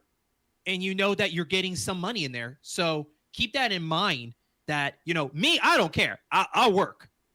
Same. I'll work. I'll do what I got to do. Now, I don't have a family like you. But at the same time, I do still have responsibilities still. And I'll do what I got to do to make sure I don't go broke. Same. And so. Absolutely. Yeah. I got 2 kids to feed and they come absolutely first. Everything that's cool in this room will all go away in a heartbeat if it means to feed those kids. Right. And that's a thing that people have to understand. I think it took me as a gamer to realize that back in the day, it was all about being the first kid on the block with a new game. Because social media wasn't big at the time and everything like that. But now as I got older, I realized that, these games ain't going nowhere. I bought it. I can play whatever I want. I'm not in a rush. Yeah. I don't care if I'm late to the party as everybody else. I'll play when I need to play it. And with that consequence, I have like a huge back catalog, like over 50 games. But the point is that they're mine and I can take my time with them. Exactly. And I think some people, well, I guess what I'm getting at is for people that you need to be careful what you buy. Buy what you really need, not buy stuff that you want. Well, and the thing is I got bit by the collecting bug probably about 6 years ago at this point. And a lot of the extra income that I had, and I didn't have kids at the time either, was, hey, I want to start a collection. I want to start a gaming collection. Right. And, even when I think about how big my collection is, it's pretty sizable. But it's nowhere near what some other people have rooms full of games. Yeah, those Batman caves, man. Yeah, I know. And and I love having my games. I absolutely love it. But if push comes to shove, they are all gone in an instant. And the beauty of games, just as you said, they're going to be around. So guess what happens is if I have to sell each and single thing that I own, and we get back up on our feet one day, we get everything's nice and kosher once again, I can kickstart that thing up again and start picking them up one at a time. Just like I did, 6-7 years ago. And, I absolutely, games are a big pastime for me. They are my number one pastime. That's one reason, doing this show, 150 episodes. We have 150 episodes where we talked about games at some point. Like, it's a whole podcast talking about games. And whether or not that's old games, new games, man, I'm a lifelong gamer. I'm going to be 70 years old kicking it, and like in the old home, with my controller, like yelling at the orderly to come over here and like switch my game for me if I can't get up. And I hit my button and like, Mr. Stone, it's not an emergency to switch to disc 2. I'm like, he just killed Eris. I gotta go kill him. Right. Yeah. Same thing with me. I'll probably be. I'm kind of curious where we're gonna be with gaming. It might be just streaming only now, probably. Then I don't know if physicals are still gonna be around that time, but I think streaming is definitely gonna be further out from there. And if we do get collector stuff, it'll probably be like a manual sent to our house. That's it. Maybe an art piece. I don't know. Well, see, and here's the thing is, I actually do have glaucoma, right? I got diagnosed with glaucoma a few years ago. So I do have a degenerative eye disease, which is, it's in check, but if left unchecked, I could end up losing my vision, right? So like I just have like this vision, no pun intended, of a future where they can now put chips in your brain and all the game is just in your brain. And that way, even if I'm completely blind, I can still see the game. That's Deus Ex stuff right there. It is. It is. It is. Plug me into the Matrix. I'm ready. You know. Okay. But, All right. But, I think you. Oh, go ahead. Oh, no, go ahead. I was just gonna say, man. We're here. We're here on episode 150, and we're here 11 minutes in, and we've just been chit chatting and shooting the shit. But every time I have somebody new on the show, I always ask, what got you into gaming? Okay. So, I've been thinking about that for a while because we were supposed to do an episode. Well, my co-host, Jerron Williams, he said he wants to do a show about that, what got us into gaming. So I've really been thinking about that. I think what got me into gaming is, besides my brother, because my brother was the first one that had NES and Super Nintendo, and I didn't officially get my own console, the Sega Genesis, until probably about around I think 9 or 10. But regardless, I think what made me a gamer was I was able to enjoy different genre of games. So when I first started, platforming was my thing. I think it was a lot of people's, if you play Mario, platforming is probably your thing. Mm-hmm. From Mega Man, Ninja Gaiden, Shadowhand, all that stuff. And then when you dip into, shooter games, RPGs, I realized I became a gamer because I enjoy dipping into those different categories and enjoying them for what they are, and the art of each one, from Secret of Mana, Chrono Trigger, to your favorite Final Fantasy VII, to my favorite RPG game of all time, Skies of Arcadia. I realized that some of these games and these stories you never will get in movies and other stuff. Like, this is their own category of art, and I love it. And I think that's what made me become a gamer, that I was able to dip into different categories of gaming and enjoy for what they are. And so, yeah. Yeah, absolutely. The first thing that really bit me, of course, my first console that I owned was a Super Nintendo. But Okay. I played NES. I even played a ColecoVision before I ever owned a Super Nintendo. But playing Mario, playing licensed games. That was probably the one thing that I remember. Playing Turtles in Time, playing Batman Returns, playing games like that had already an established thing behind it. I missed out on almost all of the RPGs from that era because it didn't really grab my attention. It didn't have Bugs Bunny on it. It didn't have Batman on it. I can agree with that. Yeah. Yeah. It just took later on for me to attach on, and it was when I got the PS1, and my dad was working with the fella, and this guy was selling off of his PS1 games, and every month or so, every couple of weeks, my dad would come home with three new games that he bought off this dude that he worked with, and that's how I got Triple Play 98 and Andretti Racing and Soviet Strike and Tomb Raider. Well, at one time he showed up with Tomb Raider, Twisted Metal 2, and Final Fantasy 7. And so I had 3 options. I had this weird dude with a sword. I had a very attractive woman with guns, and I had cars with guns. So I played those first. And then, but it wasn't I played the Final Fantasy 7. I'm like, okay, this is like Mario RPG. I remember a buddy of mine playing it. And then I remember, oh, wait. I think they played a Final Fantasy 3, which was 6. I'm like, okay, cool. So they made 4 more. Okay, cool. They're on 7, which was, we didn't know. But I got so far into it and I got hooked. And it was the very first story game that hooked me to where I just, all I could think about was playing that game. What's going to happen next? What's going on here? And that would just be a bug that bit me. That's, even though I played games for probably about, a good 7 years before I got and played that game.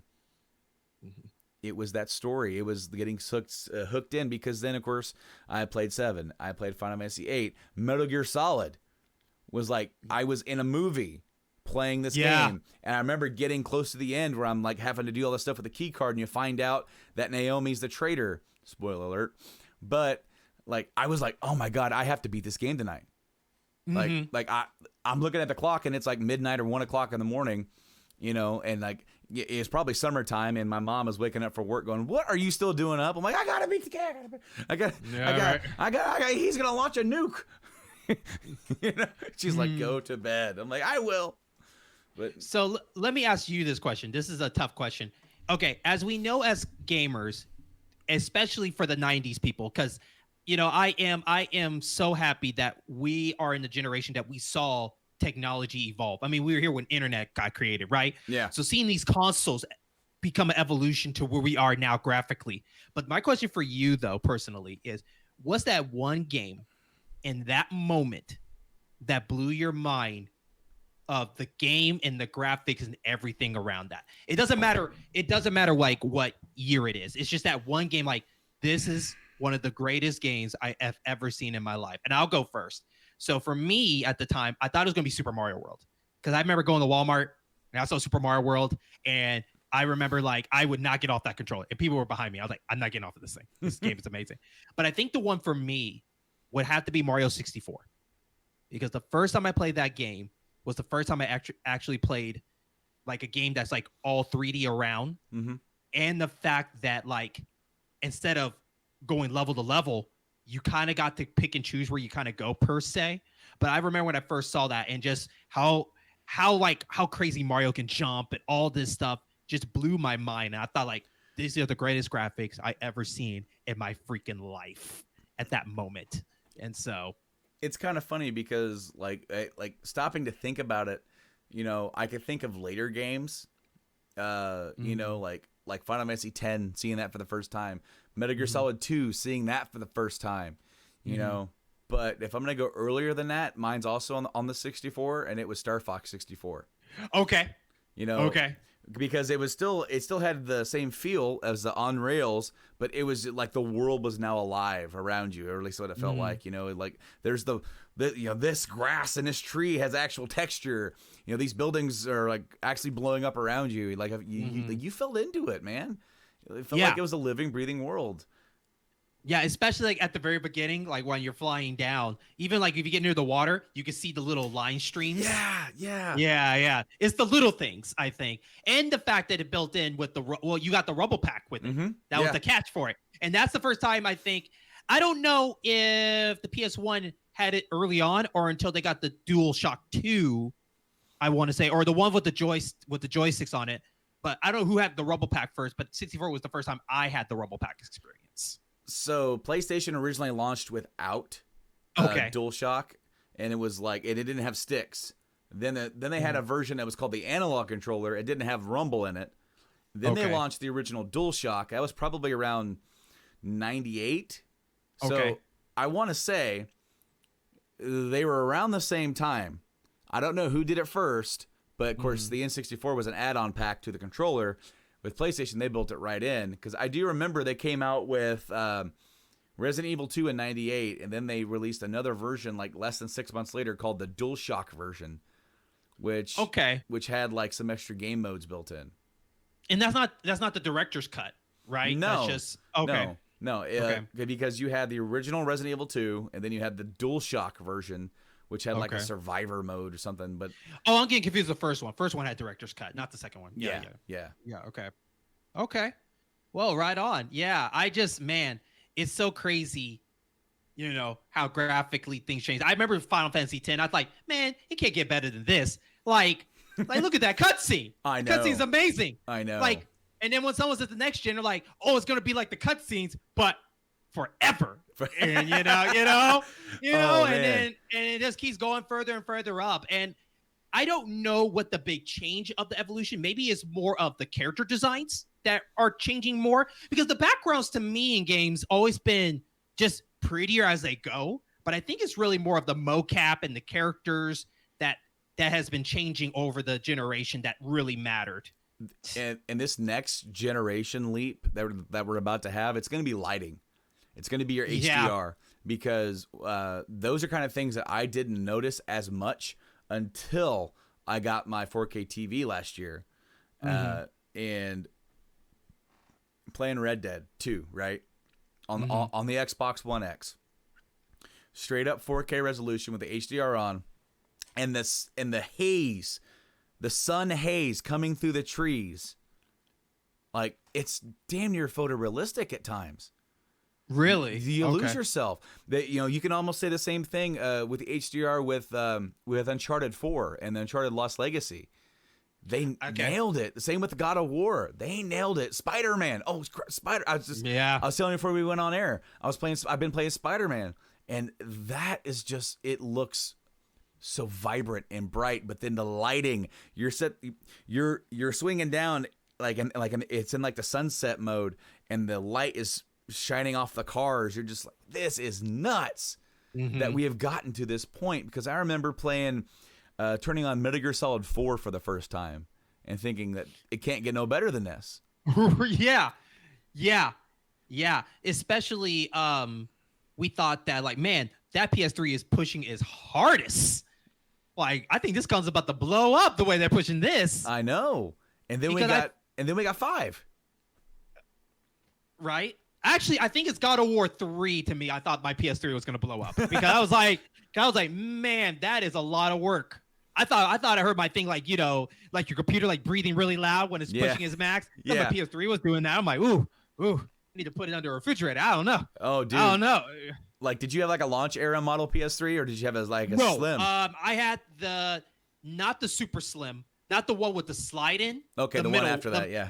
No, the one before it. Yeah. Before that, yeah. I think that's my favorite one. Yeah, same here. That's one that I still have, but I had a 60 gig launch era model. Like, I got mine, I think it came out in November of 06.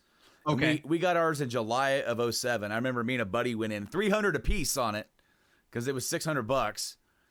Mm-hmm. And yeah, I remember playing like MGS4 on it. Not even on a high def TV. I still have my old tube. And I thought it looked amazing. And then I remember, hearing my PS3 going, man, this thing's about to take off, dude.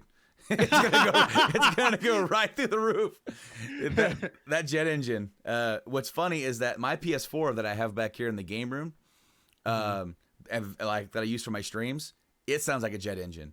And when I use this microphone, I have to be mindful of it because I can't remember what I was streaming. I was trying to do some gameplay of like original Final Fantasy 7 or maybe I was in the PS3 or PS4 version, or maybe it was when I was doing my Last of Us playthrough. This microphone is like a condenser mic, and it really does pick up like a lot of stuff. I have to turn the volume down on it quite a bit. It's very sensitive. But I'm just sitting there and I'm playing and I'm talking along as I'm playing the game, and you just hear the and oh wow. And it is just so loud. I remember Mike hopped on and goes, "Wow, jet engine's going powerful today." I'm like, "Yeah, it is." It is.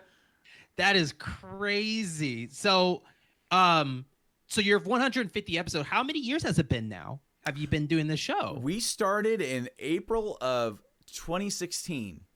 Okay. Now the show started, it was an exclusive to the Journey into Comics YouTube channel. I was a co-host of the Journey into Comics podcast, and we were trying to come up with some new stuff, and we thought of adding 3 new podcasts exclusive to the YouTube channel.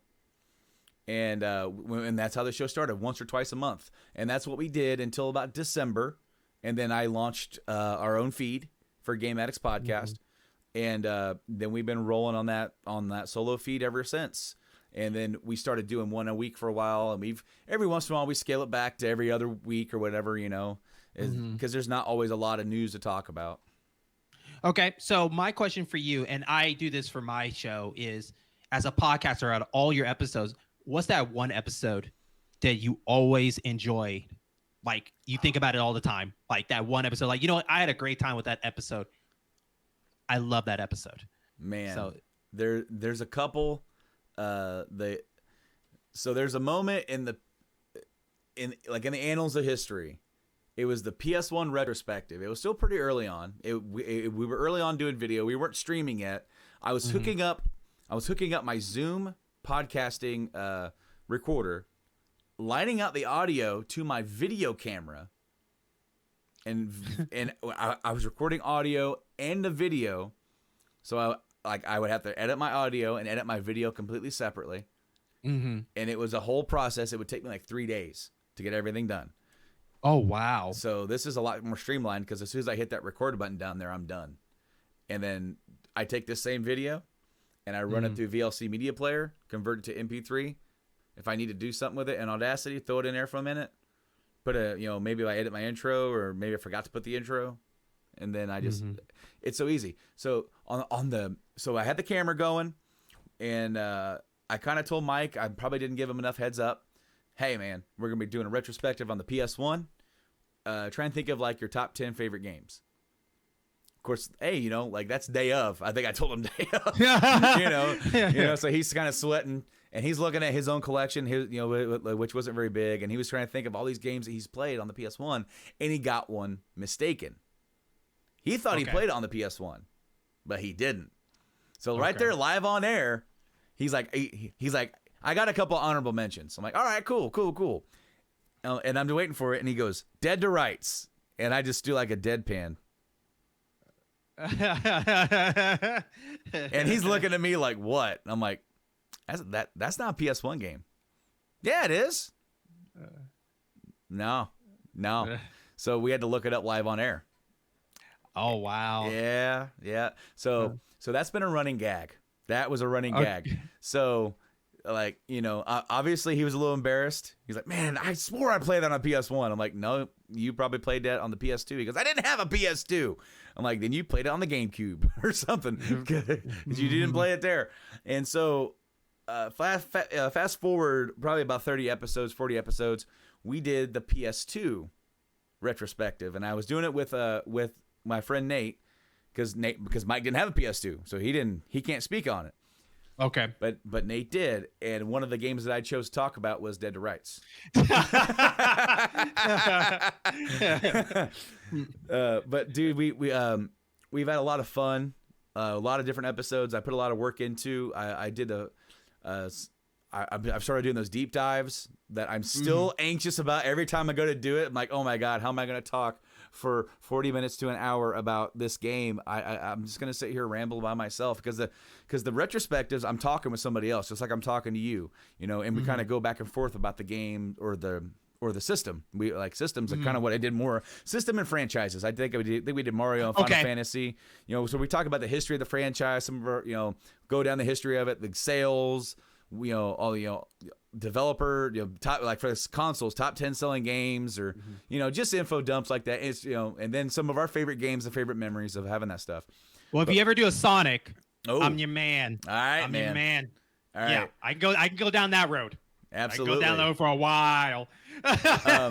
Another really cool highlight, we actually did this on Twitter. This was kind of like one of the more successful things that I had running for a while, where everybody does what's the top gaming console of all time, and then they do votes, Okay. So what I decided to do, what is the top gaming controller of all time? That is a much different question, because a lot of people might like a controller but not like the system. That's true. And so I think I did, it wasn't 32. It wasn't 32. It was like 28. I think I did 28 because I got so far, and I'm like, oh, I got to put these in there, and I'm like, but I can't do like 4 more to make it 32 because those are just stupid. Like I've already have like I didn't want to put the Atari 5200. Ain't nobody gonna vote for that. Right. Nobody's voting for the Atari 5200. So I had the Atari 2600. I had the original Duke Xbox, and then I had I had the regular one. And so like some Sony, like I had a DualShock 1, but I didn't put DualShock 2 because they're the same thing pretty much. They are. But I did put DualShock 3 and DualShock 4. We did the 360, Xbox One, even though those are pretty similar, but they're not the same controller. Wii U Pro Controller. And what I did is I went through and made a bracket. So a couple of them had some buys, because of the weird number that I did, and we just posted them on Twitter. Round 1 votes, and had a Twitter vote on it, a Facebook vote on it, and we added all the tallies. Me and Mike each had a vote, and then for each episode, we led up to it for like 4 weeks or whatever. What is the greatest game controller of all time? And I'm pretty sure that the PS4 controller won. Really? Okay. I was surprised. The one controller that did better than I thought was the Wii U Pro controller. Huh? Because I honestly think the 360 was a pretty damn good controller. I would think that'd be number 1 because I love the Dreamcast controller. And the only thing it was missing was the joystick, and then it's complete because they're the one that introduced the back buttons, the relaxing buttons in the back, and that's what gave it all up. So I think 360's up there definitely. If I remember, because now I'm like questioning myself about what actually, because I want to say PS4 one, because I mean this has been a long time ago now, especially with everything that's going on that's like making my brain not work right. But like we did that, it's somewhere in the 90s.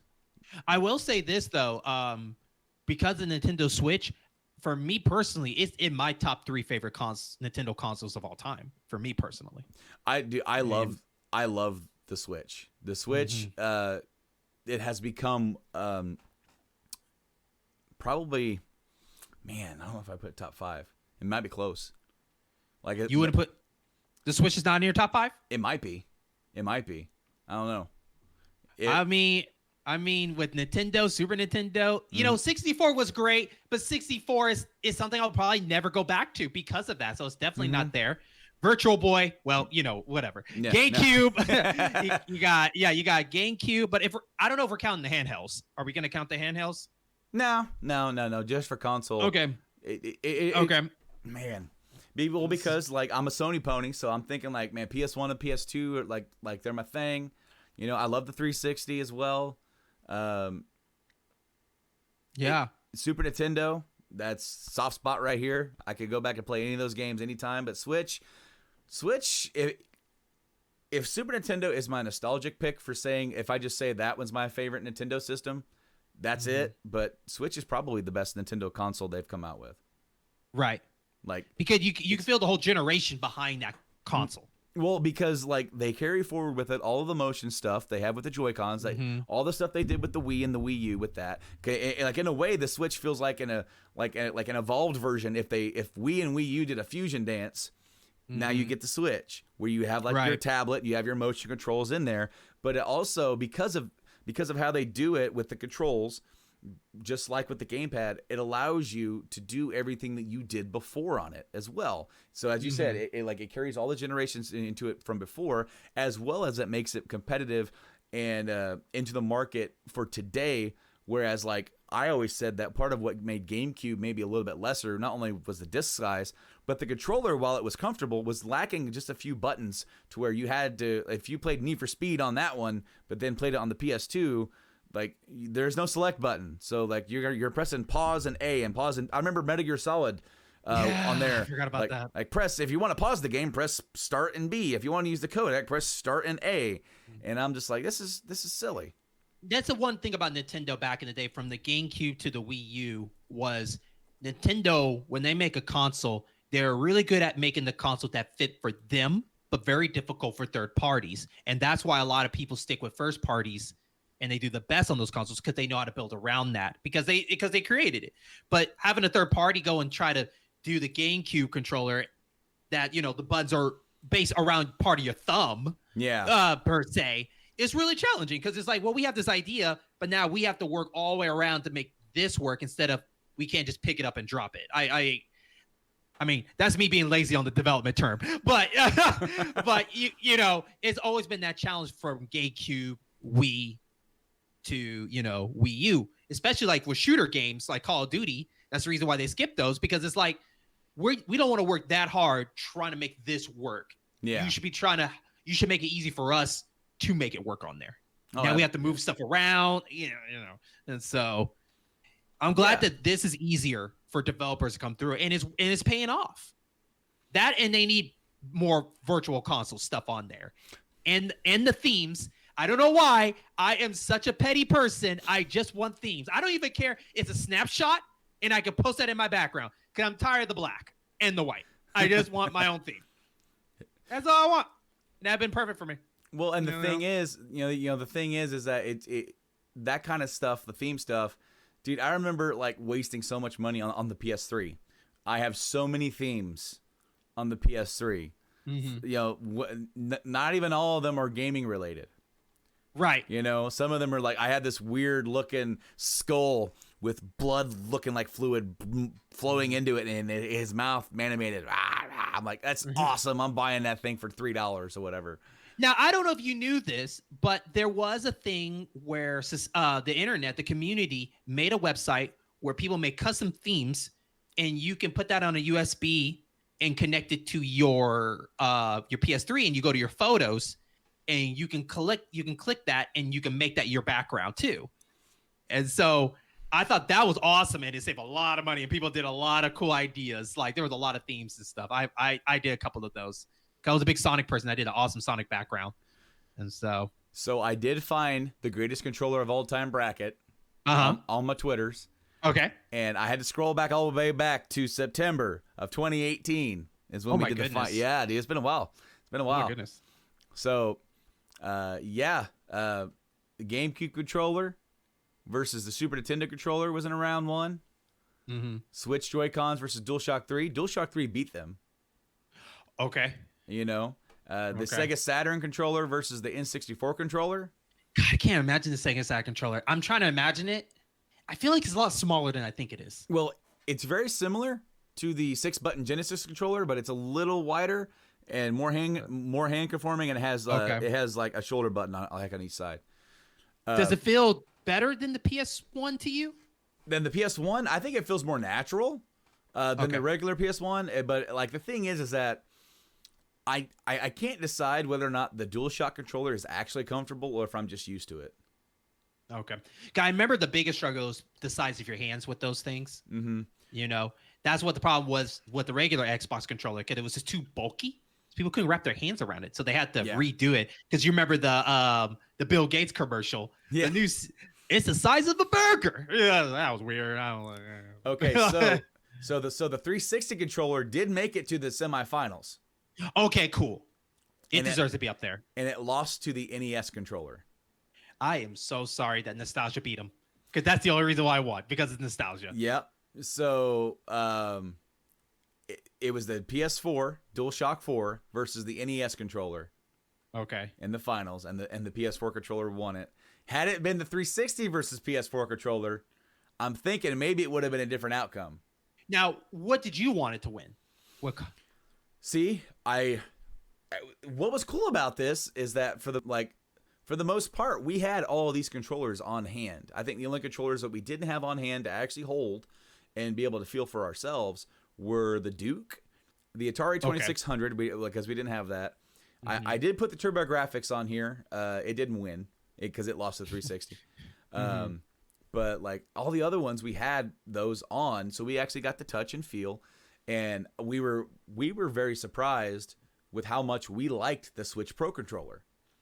Okay. You know, we were both thought like, man, if you made these trigger buttons triggers instead of just buttons, this damn controller would be, it'd be up there with like, man, this could probably contend, with the 360. I love the 360 controller, and I actually do like the ergonomics of the DualShock 4 because it fixed what my problem was with the original design of the DualShock. And like it rests very comfortably in my hands, like my thumb, everything is like it feels right. Because that's what the one thing about like the Xbox 360 and Xbox One controller is that when I hold it, it's the placement of like the thumb. It's like, where does it have to stretch? And when you're doing this, sometimes it feels weird. But with the DualShock 4, it made it to where this motion with your thumb felt pretty much almost like it was in rest position instead of. And so it's slightly a little bigger, right? Yeah, so like the PS4. Yeah, that really helped out. So your whole thumb could definitely like fit on there. Yeah, so like it was more in a rest position and not like I'm reaching my thumb down, and so you're then pulling on like a tendon the whole time when you're trying to play. Now, how come the Wii U didn't make it on there, man? I thought the Wii U controller was pretty good. No, I'm joking. It's like well, see, all right. So the Wii U gamepad, it did get a bye, and it did lose to the 360 controller. The Wii U Pro controller, it beat the Atari 2600. Okay. And then it beat the Saturn 3D controller. But then it also fell to that monster of the Xbox 360 controller. We were both expecting the 360 controller to just take it because I was looking at like TurboGrafx 16. Ain't nobody around here played TurboGrafx 16, so like it's gonna beat that. It's gonna beat the Wii U gamepad. It's gonna beat the Wii U Pro. I'm like, there's no way. I'm like NES, like it's gonna beat the NES. And just like you said, it was nostalgia that propelled the NES controller to do it. And doing this kind of thing, it was kind of cool. It was more work because I actually had to put the bracket together. I tried to space out. I tried to get controllers that I know people have played, mixed with a few wild cards like the TurboGrafx. I'm like, that's not very popular, but I'm gonna throw it in there just to fill up a spot. And Okay. you know, and I put the Wii U, or not the Wii. I'm sorry, I put the Wiimote, and you're gonna be mad about this. I just saw who the Wiimote beat, and it was a Sega Dreamcast controller. Oh man, that's so sad to hear. That's so sad to hear. Well, I guess like the Wii, it's easier to pick up and play. I think that was the main goal of the Wii. Mm-hmm. Was just easy to pick up and play. Especially like, I prefer playing Metroid Prime with the Wii remote than the GameCube controller now. Really? And so, Really? oh yeah, That's funny because I remember Mike saying that Mike gets very motion sickness. He gets a lot of I motion see. sickness. And so for him, he's like just trying to move stuff around. It wasn't very very easy for him. But he suffered through Metroid Prime 3, and I still am giving him so much shit for the fact that Metroid Prime 4 has been announced and there has been nothing. There ain't nothing being announced for this game. I know it hurts me. It hurts me a lot because Metroid Prime is my favorite Metroid out of all of them. Just the first one. But yeah, I like it playing with the Wiimote more. But yeah, man, I hope they take your time with 4. Just take your time. No one's in a rush. Metroid has never been one of the biggest flagships. It's just been more of a cult following. Yeah. And so, yeah. And I honestly wish Other M got a redemption because Other M deserves a little bit more attention. It was just not meant to be for the Wii. I wish I got ported to the Switch and they found a way to fix some things because that game is really good when you're not in first person. And so, yeah, Other M is it's almost kind of a black sheep because like and in a way, the way that it was received, almost that mixed with what was that 3DS one, Federation Forces? Yeah. You know, yeah. Is it you said 3DS? Yeah, it was 3DS. 3DS, yeah.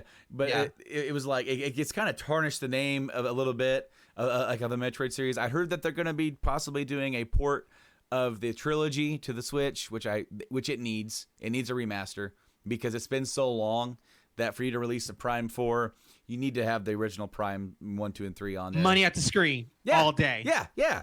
Dude, there ain't nobody who's going to buy 4 that won't buy the trilogy. Right. And if they even put the icing on the cake of having the Game Boy Advance one somehow become up there, we're talking about Fusion. We're talking about the remake of the first one. Zero Mission, yeah. Man, Zero Mission is amazing. I can never go back to the NES one. Oh, no. Same. Yeah. And like playing that, because I mean, like those two games, Fusion and Zero Mission, those are pretty much like the same engine as Super Metroid for the like, but better because they're a few years after the Super Metroid game that they were able to, you know, like the Game Boy Advance is a 16-bit handheld, you know, like they already made Super Metroid, so they knew how to better make a 16-bit Metroid. Yes, going into exactly. those. So it's like, you know, you got Super Metroid, Fusion, and Zero Mission. Those are like those are solid games. I need to play the second one, the remake of the second one on the 3DS. I haven't touched that one yet. Oh yeah. Mike played that and he loved it. Awesome. He was he was all about that. It's funny because it is made by Mercury Stream, the people that did Castlevania, the new ones. And it's funny because they did this one. They're officially a Metroidvania studio. So that's hilarious. So good for them. Good for them. All right, man. Well, thank you so much for joining me here today and having a little chat here on the Game Addicts Podcast, episode 150. Jeremy, tell the great people out there where they can find you in your great podcast network. Well, as you know, I run a network called the In-Game Boss Program, a network of gaming other variety shows. So we have a ton of shows all in one place. So you just go to In-Game Boss Program, all our shows are there. We have just so many variety of shows. And the goal is to find what you like and then try the rest of them. That's our main goal of it all. But remember, we are on Facebook and Twitter. Just type in the In-Game Boss Program. And that's where, you know, if you have a hard time finding our shows, that's the place to go. We have links to all of them, even our description and everything like that, including our collaboration show, the World Gaming Trade Show. That's also all part of that and everything. You know, we are on Spotify. We're on Apple Podcasts. We're on Castbox. We're on mostly every listening station you can think of. And, you know, we just love hearing your support, your concerns. You know, our goal as a main show, the In-Game Boss Podcast, is not only to challenge us, but challenge you with fun topics. We do new stuff, but we want to do what gamers do. We just like talking about games and different challenging about games. You know, our recent episode we had was James Bond coming back. What do we want the new James Bond to be? You know, it's been 8 years. What are we doing? And then by the time you listen to this, we'll have a Team Ninja Turtle special episode, our celebrating the 30-year anniversary of the TMNT 1990s, and what we like to see the next Turtle game. So we just like coming with different varieties and having fun with that. And on top of that, we have a movie podcast, and we have even more. And we're on YouTube. We have 2 different shows on there, an arcade show and a fun buddy up co-op game show. So definitely check all this stuff. But Mike, thank you so much for inviting me to your 150th episode. That's an honor to be part of someone's, celebration, man. This is amazing. Hey, Getting man. 100 is a big accomplishment, but 150 and still going, 200 is right around the corner. It is, man. It is, and it's funny because I was part of the other Journey to Comics podcast as we hit those milestones. 100 was our very first live episode we did in front of people. We were at a small con that Awesome. like that we volunteered for, and we just hit the stage and nobody knew who we were, and we were sitting there and there were 2 people sitting in front of us, and by the end of it there was a whole bunch of people, and it was just really crazy. And then we did another live thing and we did a bunch of stuff there. Game Addicts, we did, we've gone through the same motions of going through some cool stuff. We haven't done a live one yet. It might be coming down the line. But dude, no, thank you so much for being on here. It is such an honor to have, a lot of my favorite fellas and friends in the podcasting world that I've collaborated with and done stuff with and still do stuff with, to come on the show and just chit chat a little bit and and celebrate each other's, podcasts and projects. And also, guys, if you didn't know, if you go to mygameaddictspodcast.com, if you're on your phone, you scroll all the way down to that bottom. I know scrolling down all the way down to that bottom can be a task. You guys aren't normally scrolling down there, but at the very bottom of that is a link to this fella's Podbean, where you can find all this stuff. And if you're on the computer, it's just on your right. It's big. It's a big logo, EGB. Which I thank you so much for that. Thank you so much. Well, dude, man, you know what? I was thinking of trying to do something kind of spice up my my page and everything. And I'm like, you know what? Let me see if I could do something. Put some links to some of my shows that I'm been affiliated with. And I'm like, I wonder if I could do images. And hot dog, I can. And so it looks even You have better. to show me that so I can do that for you. Hell yeah, man. Yeah. Well, yeah, dude. Thank you so much for coming on, and please, guys, go check out all of his great stuff, including our show. Which the first episode has been on this channel as well, the World Gaming Trade Show, where all we do is we take a couple games that haven't been around for a while. Either they've been forgotten about, or the license has run out, or they just said, well, this game doesn't make any money anymore. We're not doing that, and we decide how that game should be done in the modern time, and what developer do we think should be up to the task. It's a real fun show, and it's a really good challenge for Brendan and I, because we put out our game, and then we go back, and after a month we come back and talk about what do we got up our sleeves, and then we record it, because this is a once a month show. Yeah. And so it's just fun. It's fun to be surprised. Like, I think that's the best part about the show, because you're wondering what's up my sleeve, and I want to know what's up your sleeve, and we surprise each other. Like, oh, I didn't think that would work. That's a good idea. So. And I hope that works out for gamers. And I hope to hear some people reply back of like, oh, I would like this studio to do it. Because I would love to hear everybody's input. Maybe there's something there I missed. Exactly. Or spoiler alert for an episode to come. You and me were on the exact same page almost. Yeah. Of where we should go with it. And I'm like, that's cool. That you and me, we don't get to talk very much. We do we do that show. We text back and forth every once in a while. We're so far apart, we don't get to hang out. We don't really get to be on the same vibe. But there we were, just by saying this is the game we're doing, and we both picked the exact same developer. Yeah, it shows how much we are all so much into gaming and developers that we can automatically know, like, these people can do this. We know they can, and that's where the link up comes in. Now, the cool part about that was, even though we have the same answer, we still have different visions of it, and that's where it gets more interesting. And so, absolutely.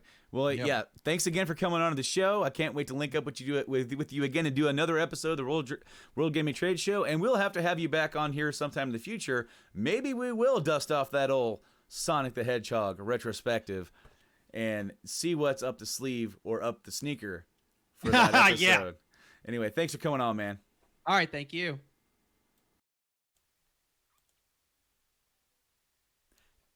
And I'm back. I told you that was a long one. Yeah, that was actually, it was really neat getting to sit there and talk with Jeremy just like that, because typically when we're doing our show together, like we mentioned, the World Gaming Trade Show, it's mostly strictly based on topical, like what we're doing.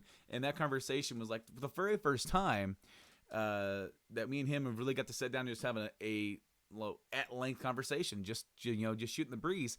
As well, after I stopped record on that, we kept talking for like another hour almost. Like we were just sitting back, chilling it, and like we got so much in common. But thank you guys so much for watching this episode. I know this is running long. We've got one more special guest lined up. But before we go any further, I want to tip my hat off to everybody who's been on the show already. Blaine, Tyler, Nate, Jeremy. Thank you guys so much for coming on here and chatting with me. And thanks to all of you guys at home as well. Downloading the show, checking out the show, sharing it. Liking us on Twitter, sharing the posts on Twitter. That really means a lot, guys. I mean, the fact is that I'm just a dude who sits in my game room who gets to talk about games. I mean, like, and nowadays, especially when you put your gaming podcasts out there, and there's a plethora of gaming podcasts out there full of guys that have been in the industry or you worked for journalism in the industry. They've got connections. I'm just a dude in the Midwest that likes games, likes to collect games, talk about games, and play games. So by all means, like, thank you guys.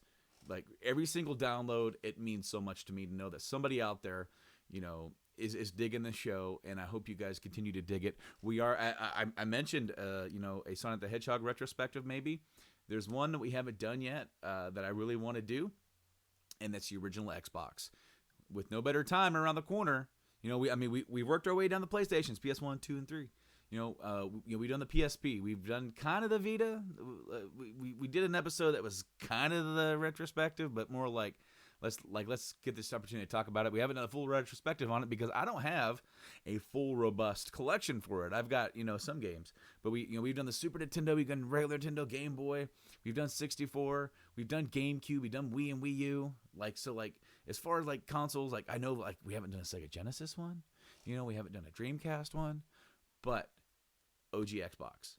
That's the next one I want to tackle. So, spoiler alert for Brando. We're doing the OG Xbox retrospective in the very, very near future. But here it is. The very last segment of the show is my conversation with this podcast player too, Mike Norris.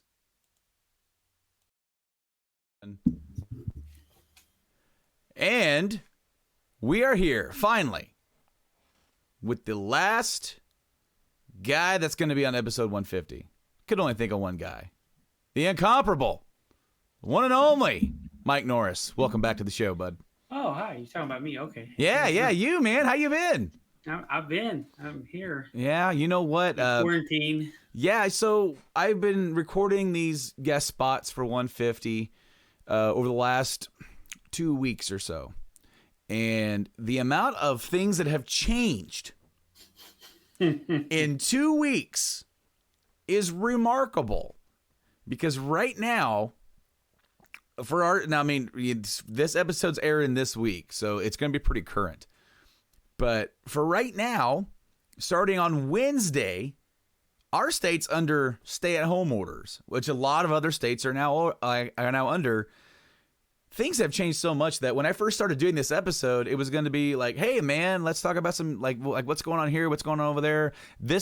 What's going on in the news right now wasn't anywhere near what it is now.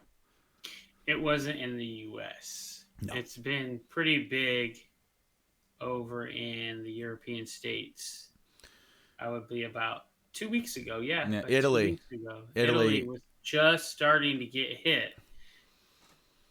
And now it's this global pandemic. Did you ever think that we'd see something like this in our lifetime? Like this? Not to this scale. I mean, we knew something was going to happen, but I mean, this is a reality check for the world, not just the governments or the people, or it's a straight up human reality check all across the board. There are invisible boogeymen that at any time... I'm going to look up some numbers while you're talking. Go for it. That at any time can mutate, crossbreed, if you will, like it has, and quite literally shake up our entire world. We've had issues with some stuff over the decades, smaller stuff, but nothing quite on this level. Nothing has made us stop quite like this on a massive scale. And once we talk about this for a few minutes, we don't need to talk about this the whole time, because obviously people aren't tuning into a podcast about video games to be sitting there and just reminded of what's going on. But it's important because this kind of stuff impacts us all. Every single person who's listening to this podcast, watching this podcast, who's ever enjoyed video games or anything else, or ever enjoyed any of our content, this affects everybody. So it's almost remiss not to just mention it. Yeah, so currently, closed cases, so that means people that have recovered,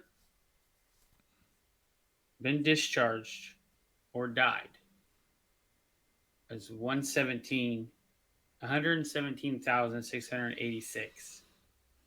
Out of those people, 16,313 have died. Yeah. That's worldwide. Now, there are still 254,886 active cases. You're talking total cases, 372,000. Now, you really think about the numbers of the human race, like as a whole, and we've still got 3 more months to go. Yeah. And it's doubling almost every day, every 2 days. The cases are just... That's why it's very important to listen to these orders, to stay home. A lot of us, me and Mike included, are not unaware, or even, we're not all too confident what's going to happen after this. We don't know. We don't know how our jobs are going to be, how our money situations are going to be, how our house situations are going to be. There has been some stuff that have been put out today that helps us out. We can't lose our electricity. You can't lose your house. You can't lose your car. These are things that I believe it's nice to have, but they're essential. And the way that they're kind of doing this number over your head, like, we're doing this for you. It's like, so we're going to be effectively, for us, we're going to basically be out of work for 3 weeks. Yeah. Well, that's what it looks like. Our state is on stay at home until April 7th. We were going to be off this week anyway. We are recording this segment on Monday. All of this week from 23rd. We were supposed to go back on the 30th of March. That's not happening. There's no way it's happening. So 2 weeks off with 1 day. And then we'll see. That's all we can do. This stuff is changing so often, so fast, with the numbers growing. Because, as I was saying, it's so important to do your part and not be, our governor said it is up to our responsibility to be a part of the solution and not part of the problem. And I actually agree with that. Now is not the time when you got people in office, in charge, in power, to sit there and argue semantics with politics. It's not about that. This is about people. And and everything that our governor has done, and many other governors as well, and things that they've enacted has been good, because it's for the benefit of the people, no matter who you are, where you're from. So if you guys are listening to this, we hope that this podcast finds you well. Right. We wish nothing but the best health, best positive energy going after everybody. Let's remember that we're all in this together, every single one of us. But for us gamers, this ain't a bad time, because you get to catch up on your backlog. Yeah. You get to spend time with your family and game, because we all know if you have children, you have to choose. No one wants to choose. Yeah. 2 things that they love. Obviously, they love their children, so that's their number one choice. But now you get to spend half the day with your kid, half the day by yourself, alone, decompressing on something you enjoy. So for us gamers, this isn't that bad as long as you're not sick. As long as you're not sick, it's not bad. So stay healthy, keep gaming. I have been working on a pseudo second playthrough of Spider-Man for about 5 or 6 months. Only turning on and playing a mission or two when my son Wyatt wants to play. And basically all he does is run around and get himself in trouble. And then I got to take over for a little bit. And then I got to beat up the bad guys. He's actually pretty good at mashing square and beating people up when there's not too many people. Right. He actually had a group of guys, and it was because, you know, Spider-Man does that thing where you have the guys with the pipe. You got the big muscly dudes. But he just came across a couple of dudes with some guns, and he beat them all up. So, you know, that's cool. But I did buy the I think it was around Black Friday. I bought the expansion, or maybe it was like over shutdown. The season pass that has the Black Cat DLC, the Gang War or Gang Territory DLC, and then the Silver Sable DLC. So the whole point of me sitting down for a little bit, playing some of this, is to, number one, replay the story, because I only ever played through it once, and it's a fun story. But I'm not doing 100% of everything. I'm not getting all these stupid stuff and catching pigeons, and I don't need to do that crap. Fucking pigeons. I'm also this is technically a new game plus, so I've got all my moves, I got all that stuff. So, you know, this is just for fun. I'm going through the missions. I just did a thing last night where it was the award ceremony with Miles' dad. So I just did that last night. And then I'm looking forward to actually playing through the DLC, which I never got to play through when that came out anyways. So there's that. On the docket, of course, I did play the 2 demos that are out now. One of them, both of them, I don't think you've played any of them, because you told me you didn't play one of them. The FF7 demo remake. Mike, lay it on me, man. Haven't touched it. You won't touch it? No. I have not touched it yet. It's coming to that point where I've been walking by it, and I'll stop and I'll look and I'll be like, it's hard for me to play it now because I have a lot of time to myself, a lot of time to fester. You know what I mean? Like, just get antsy. So I don't want to play something where I'm going to be like, I need more. Trust me, like now I need more. You will feel that way after you beat it. And thankfully, it's not too far away. That game is still going ahead with release, even with the pandemic. On if April Amazon 10th. will deliver it to us. Well, as of right now, I got an email update. Literally, I think it was the last day that we were working on Friday. I got on my orders, because they took it off, but they put it back on. Arriving April 10th. Also, as of right now, arriving April 3rd is Resident Evil 3. And I played the demo for that, my friend. What do you think of the demo? I watched the demo playthrough.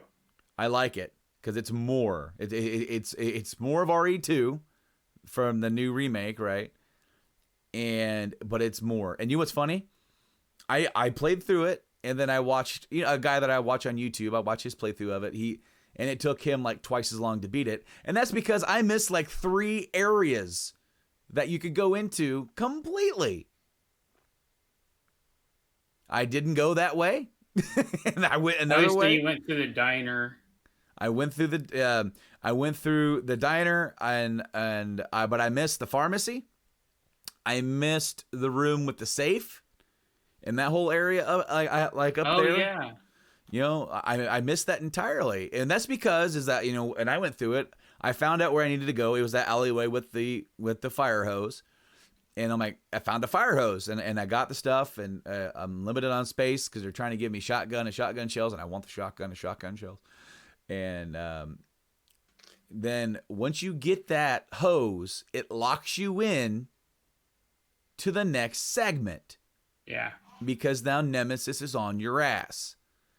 He's on your ass the whole time. Well, in the demo, you can actually, like, as I said, I watched this guy play it for nearly an hour, and he only had to deal with Nemesis. He actually died to Nemesis once. I didn't die to Nemesis. He hurt me. I threw a grenade and stopped him, and then ran to where I needed to go, and then the demo was over. And then you're like, shit. Yeah, so like I have actually Is contemplated. it a one stop? No, you can play through it, and then there's no timer either. You can play It's through no it. one shot. Nope, you can play through it again and again, and I haven't done so yet, but I want to because I missed some stuff. There's also some cool Easter eggs. There's movie posters and event posters for the big great debate about robots taking over, and it's fucking Dr. Wily and Dr. Light. There's movie posters for all kinds of stuff, Capcom related, Mega Man toys, and like at the toy shop, and it's just there was Ghouls and Ghosts Easter egg. There was so many Capcom related stuff, and I will say I really enjoy my time with it. It feels like, just in summary, what we've already experienced. Most of the stuff in this demo was a whole new area, whole new scenario, with enough sprinkled in of things that you remember, like the alleyway with the garden hose or with the fire hose. You remember that from the original game. That's there. But there's just everything else was almost completely unique and brand new. So on that standpoint, I can't complain because I thoroughly enjoyed my time with it. You're getting more of what you already liked. Absolutely. And the game is supposed to come out here in about a week. And if we're still on lockdown, quarantine, stay-at-home order, I'm definitely going to exercise my time to go play that. You know, same thing going with FF7 Remake. We don't know. It will be available digitally. So worst case scenario, if they come around and say you're not getting your game copy anytime soon, I'll figure something out. I'm already mad. Luckily, I haven't paid for it all. Okay, so with you, I tried to look up the news story because this actually affects you. Because during this whole quarantine, is lockdown of everything, almost everything except for essential stuff. There's a lot of people who are still working, a lot of people who are still doing work like contractors, and our buddy Tyler is still out there working, doing electrician work. Those guys still have to work, and we wish them the best. And also, let's take a second and just throw it out there and give thanks and appreciation to everybody who works at grocery stores, everybody who works at restaurants that are still providing for people during we this. Appreciate it, dude. Absolutely. You know, be safe. Yes. Safety. Because we have no idea what the effects of this is going to do. We want you to be safe. Absolutely. But GameStop, California was one of the first entire states that were like, we are shutting the doors. Shut down. Essentially, it's the same kind of deal. You could still go out and grocery shop. You could still go on a walk, go on a run. There's nothing against that. Don't congregate. You can still go to the drive-thru and get curbside pickup from a lot of restaurants that are still doing that kind of stuff. But GameStop was trying to keep its stores open by arguing that they were still essential sales.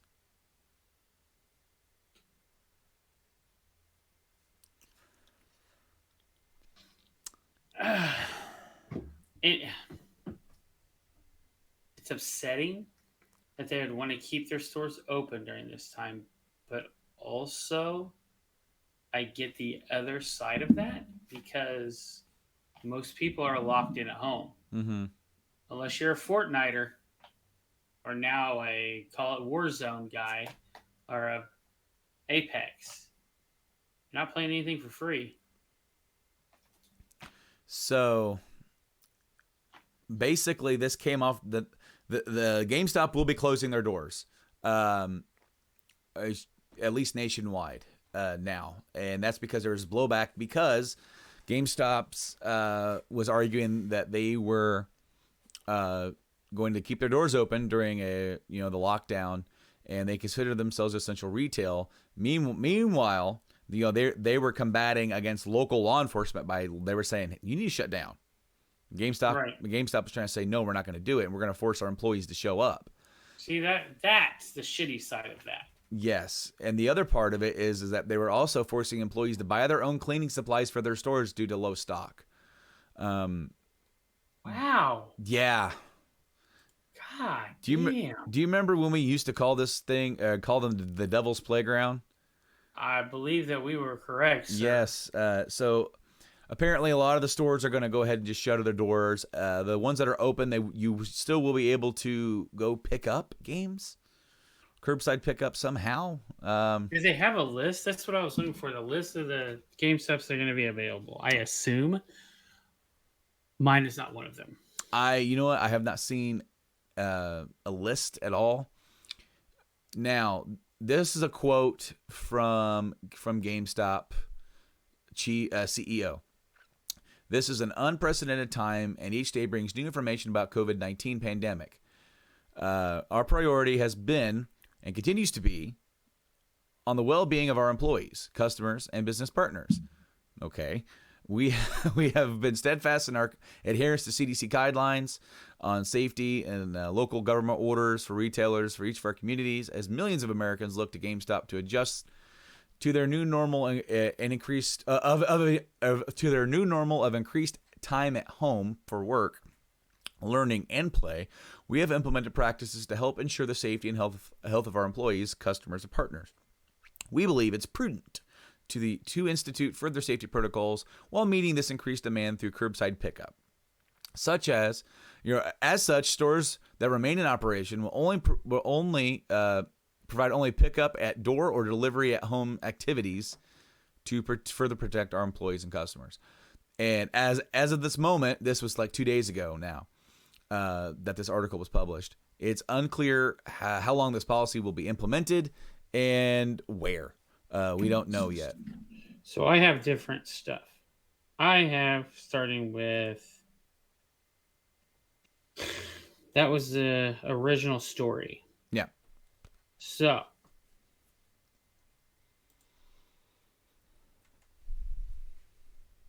let's do update of 3/19. So California closing, that was in what you had. California has officially closed all theirs down 2020 or 3/20/2020. But the next one is the important one, and 3/21/2020. So that was 2 days ago. They'll be closing all stores, curbside pickup, like you said. But the company has pledged to pay employees affected by the closure for an additional 2 weeks and provide employee benefits contributions for a month. So that's good. But it also states after their outrage. Yes. After people lost their shit. Because I get both sides. Like, I definitely don't want to side with the devil because it's really shitty. But I mean, you can get your games anywhere. Yeah. Now you If pre-ordered. it was me, I would do delivery. Yeah. Now you pre-ordered FF7 Remake through the Devil's Playground.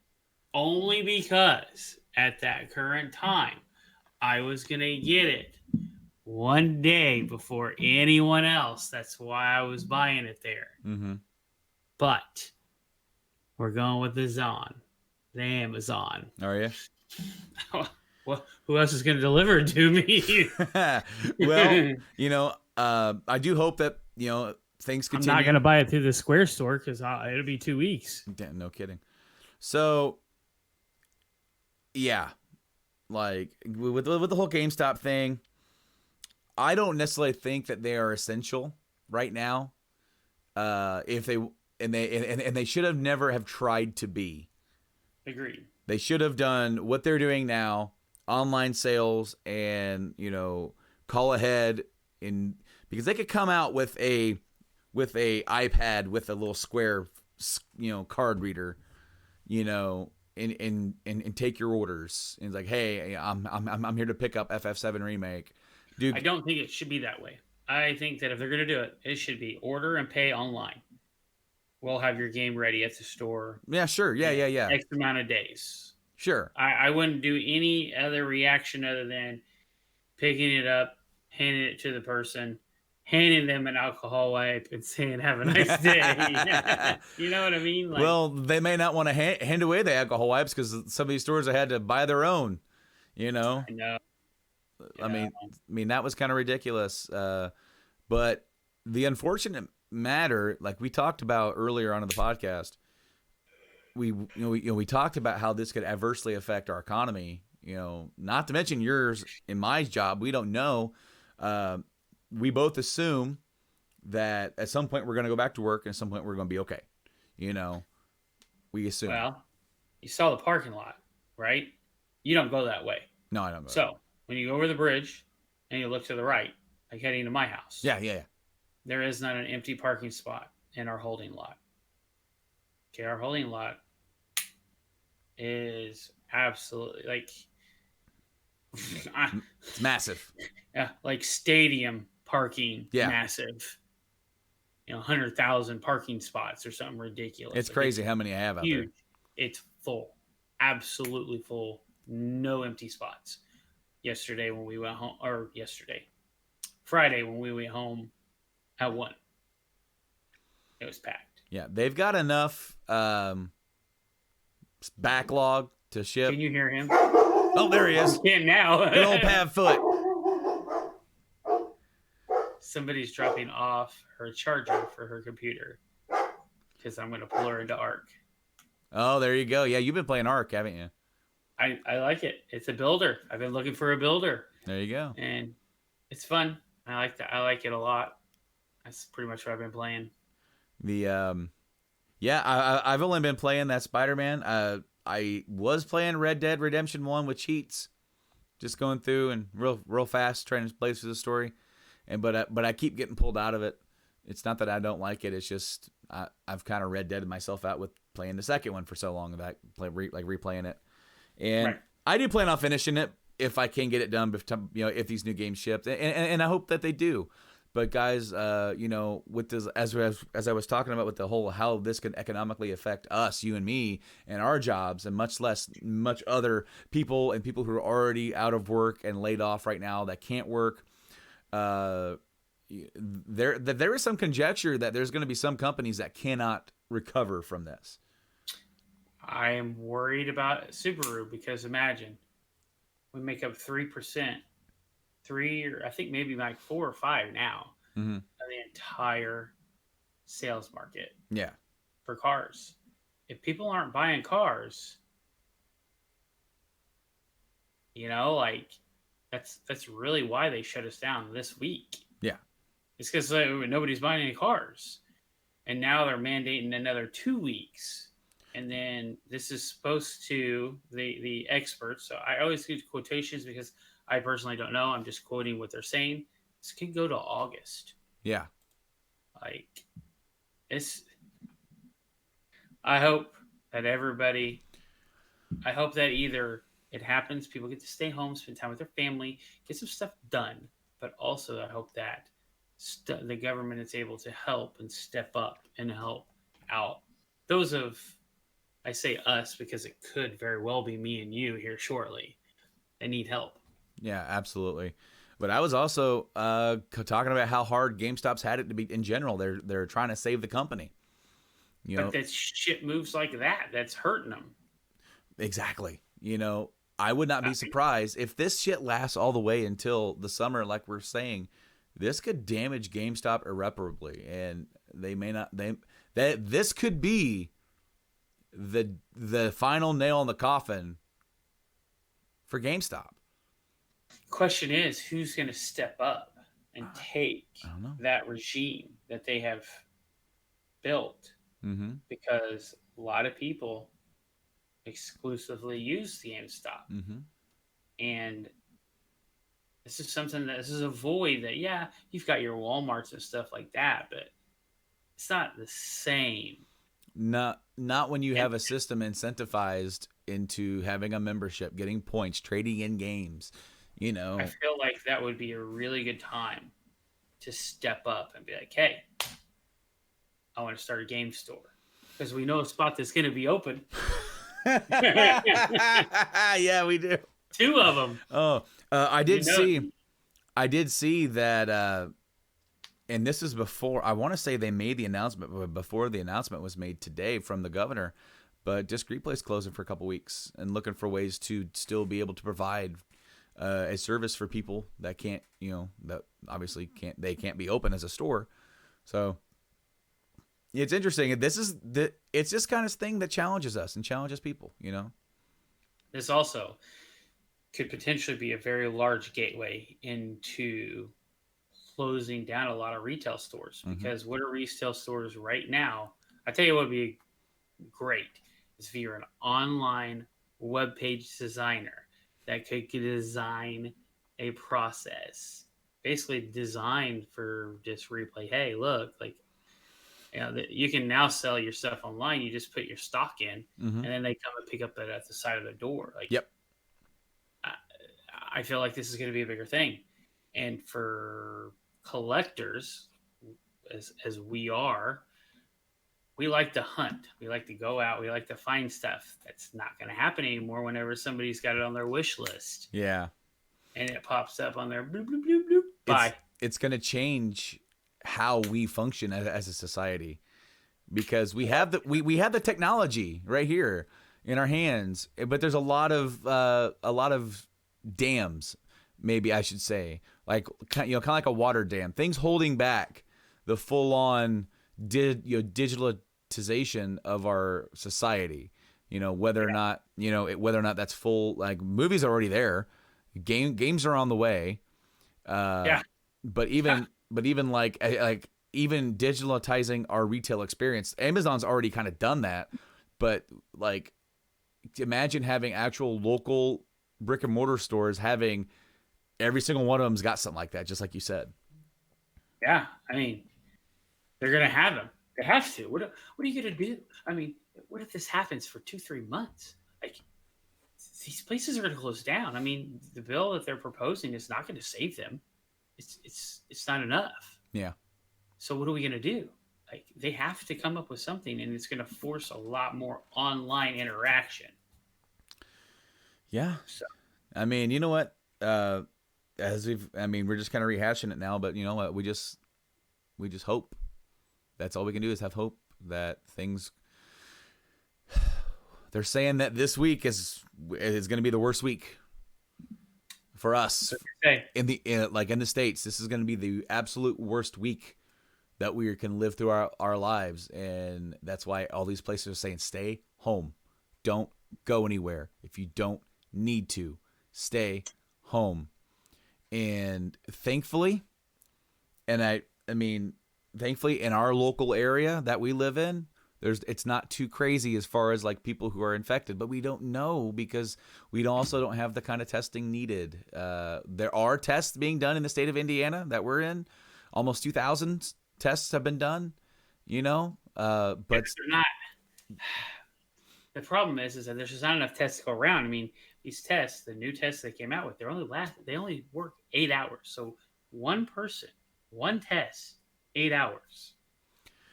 The other part of it, and I don't know if you read this, but California they're starting to not test people. Yeah. Because of the lack of PPE, because they have to throw their PPE away. Every time. Every time. And then they're running short. There's another thing. I just read this on my local county. You and me live in different counties.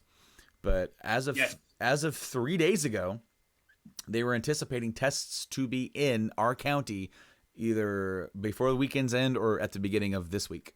And we didn't have them yet.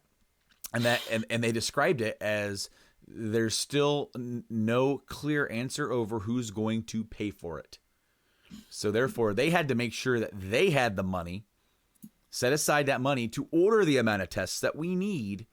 That way it's done, because right now the county is assuming that they're going to be reimbursed by the federal government. Assuming. Yeah. But they also knew that we need to get these tests now. So, I mean, this kind of thing isn't just a federal government or a state government. This goes all the way down to your local county and local government offices. These guys have to make decisions, and they need to make sure that we can be ready for this discourage just hanging out. Like the people the people on the beaches in Florida, like the people who are still encouraging mass church goings in Louisiana. Why? Dude, I've actually seen where local churches around us are doing live streaming. Just like we do. Oh, I thought you meant people trying to get them to go to the mass. Well, no. Like I was saying that. We just read that there was like 1,900 people who went to a church.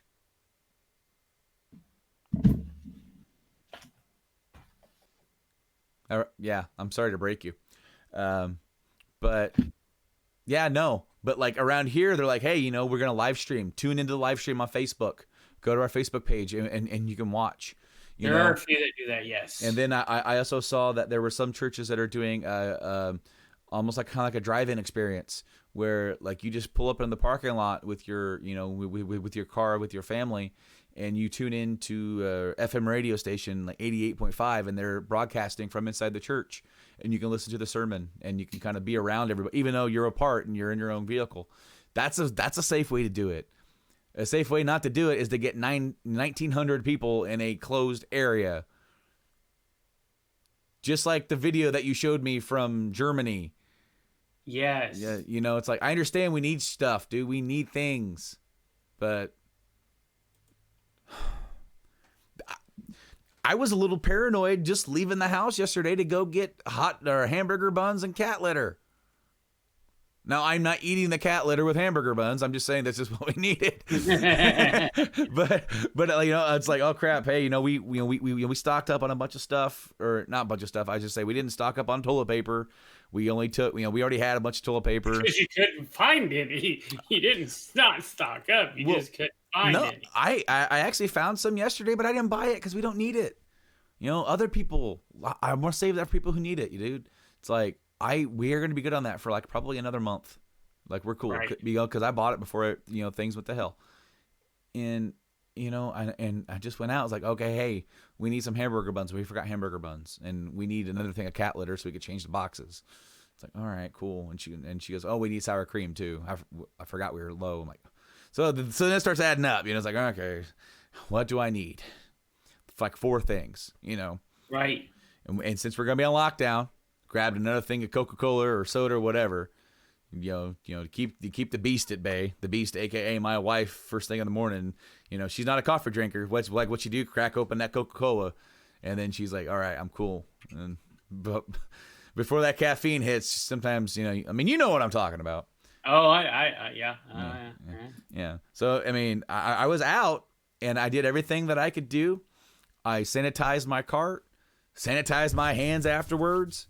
Got home, I got 91% alcohol on a Q-tip.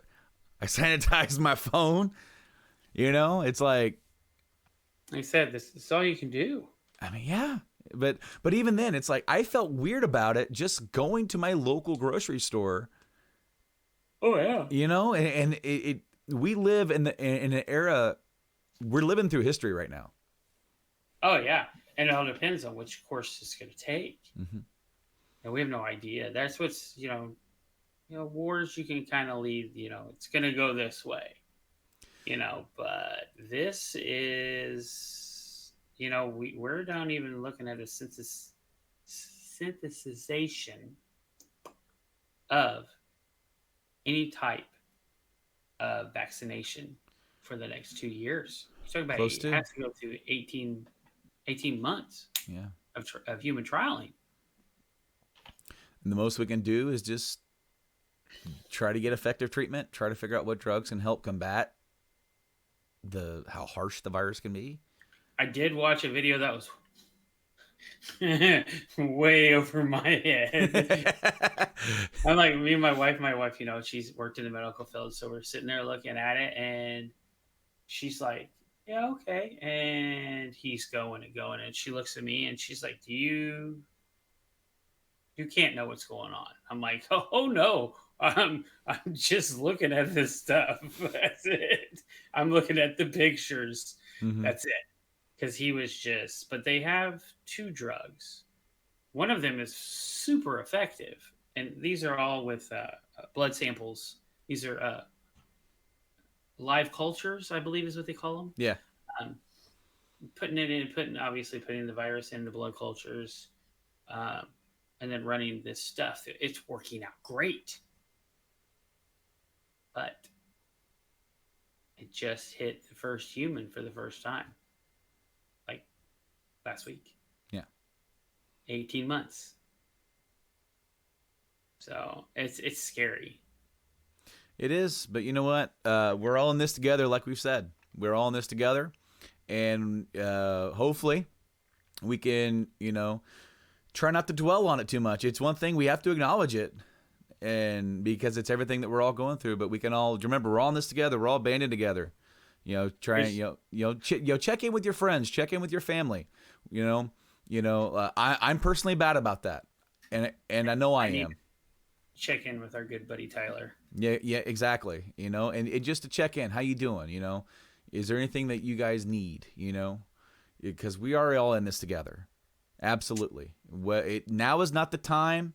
If you have any grudges with people, don't worry about that. Fuck, dude. This is something that affects us all, and we are stronger together. And I really hope that you guys have enjoyed this episode of this podcast with a bunch of other people kind of coming in. And I know, as I said, I've recorded a couple of these before. A lot of this got bad, but here we are. By the time this episode is done and aired, we are in this and we're in the thick of it. And Mike, thank you so much for joining me this week to sit here and talk and chit chat about games a little bit. And sometimes when people are going through some of the more harshest challenges mentally, and it's definitely harsh during this time, trust me, because I try to keep my mind off of it, but sometimes it's better just to talk about it and to just be a part of the conversation. And we hope that all of you enjoyed this conversation as well. Mike, thank you so much for joining me here on the show. I really appreciate it. And spoiler alert, once you and I have completed Final Fantasy VII Remake, we're going to be linking up again and probably having a pretty damn long conversation about our thoughts of that game. So stay tuned. Stay tuned for that. Yes. And hopefully that episode will contain no talk about what's going on here, and we can focus on something entirely positive. Yes. So, Mike, thanks once again for joining me, man. It's been a blast. Oh, yeah. Anytime. All right. Later on.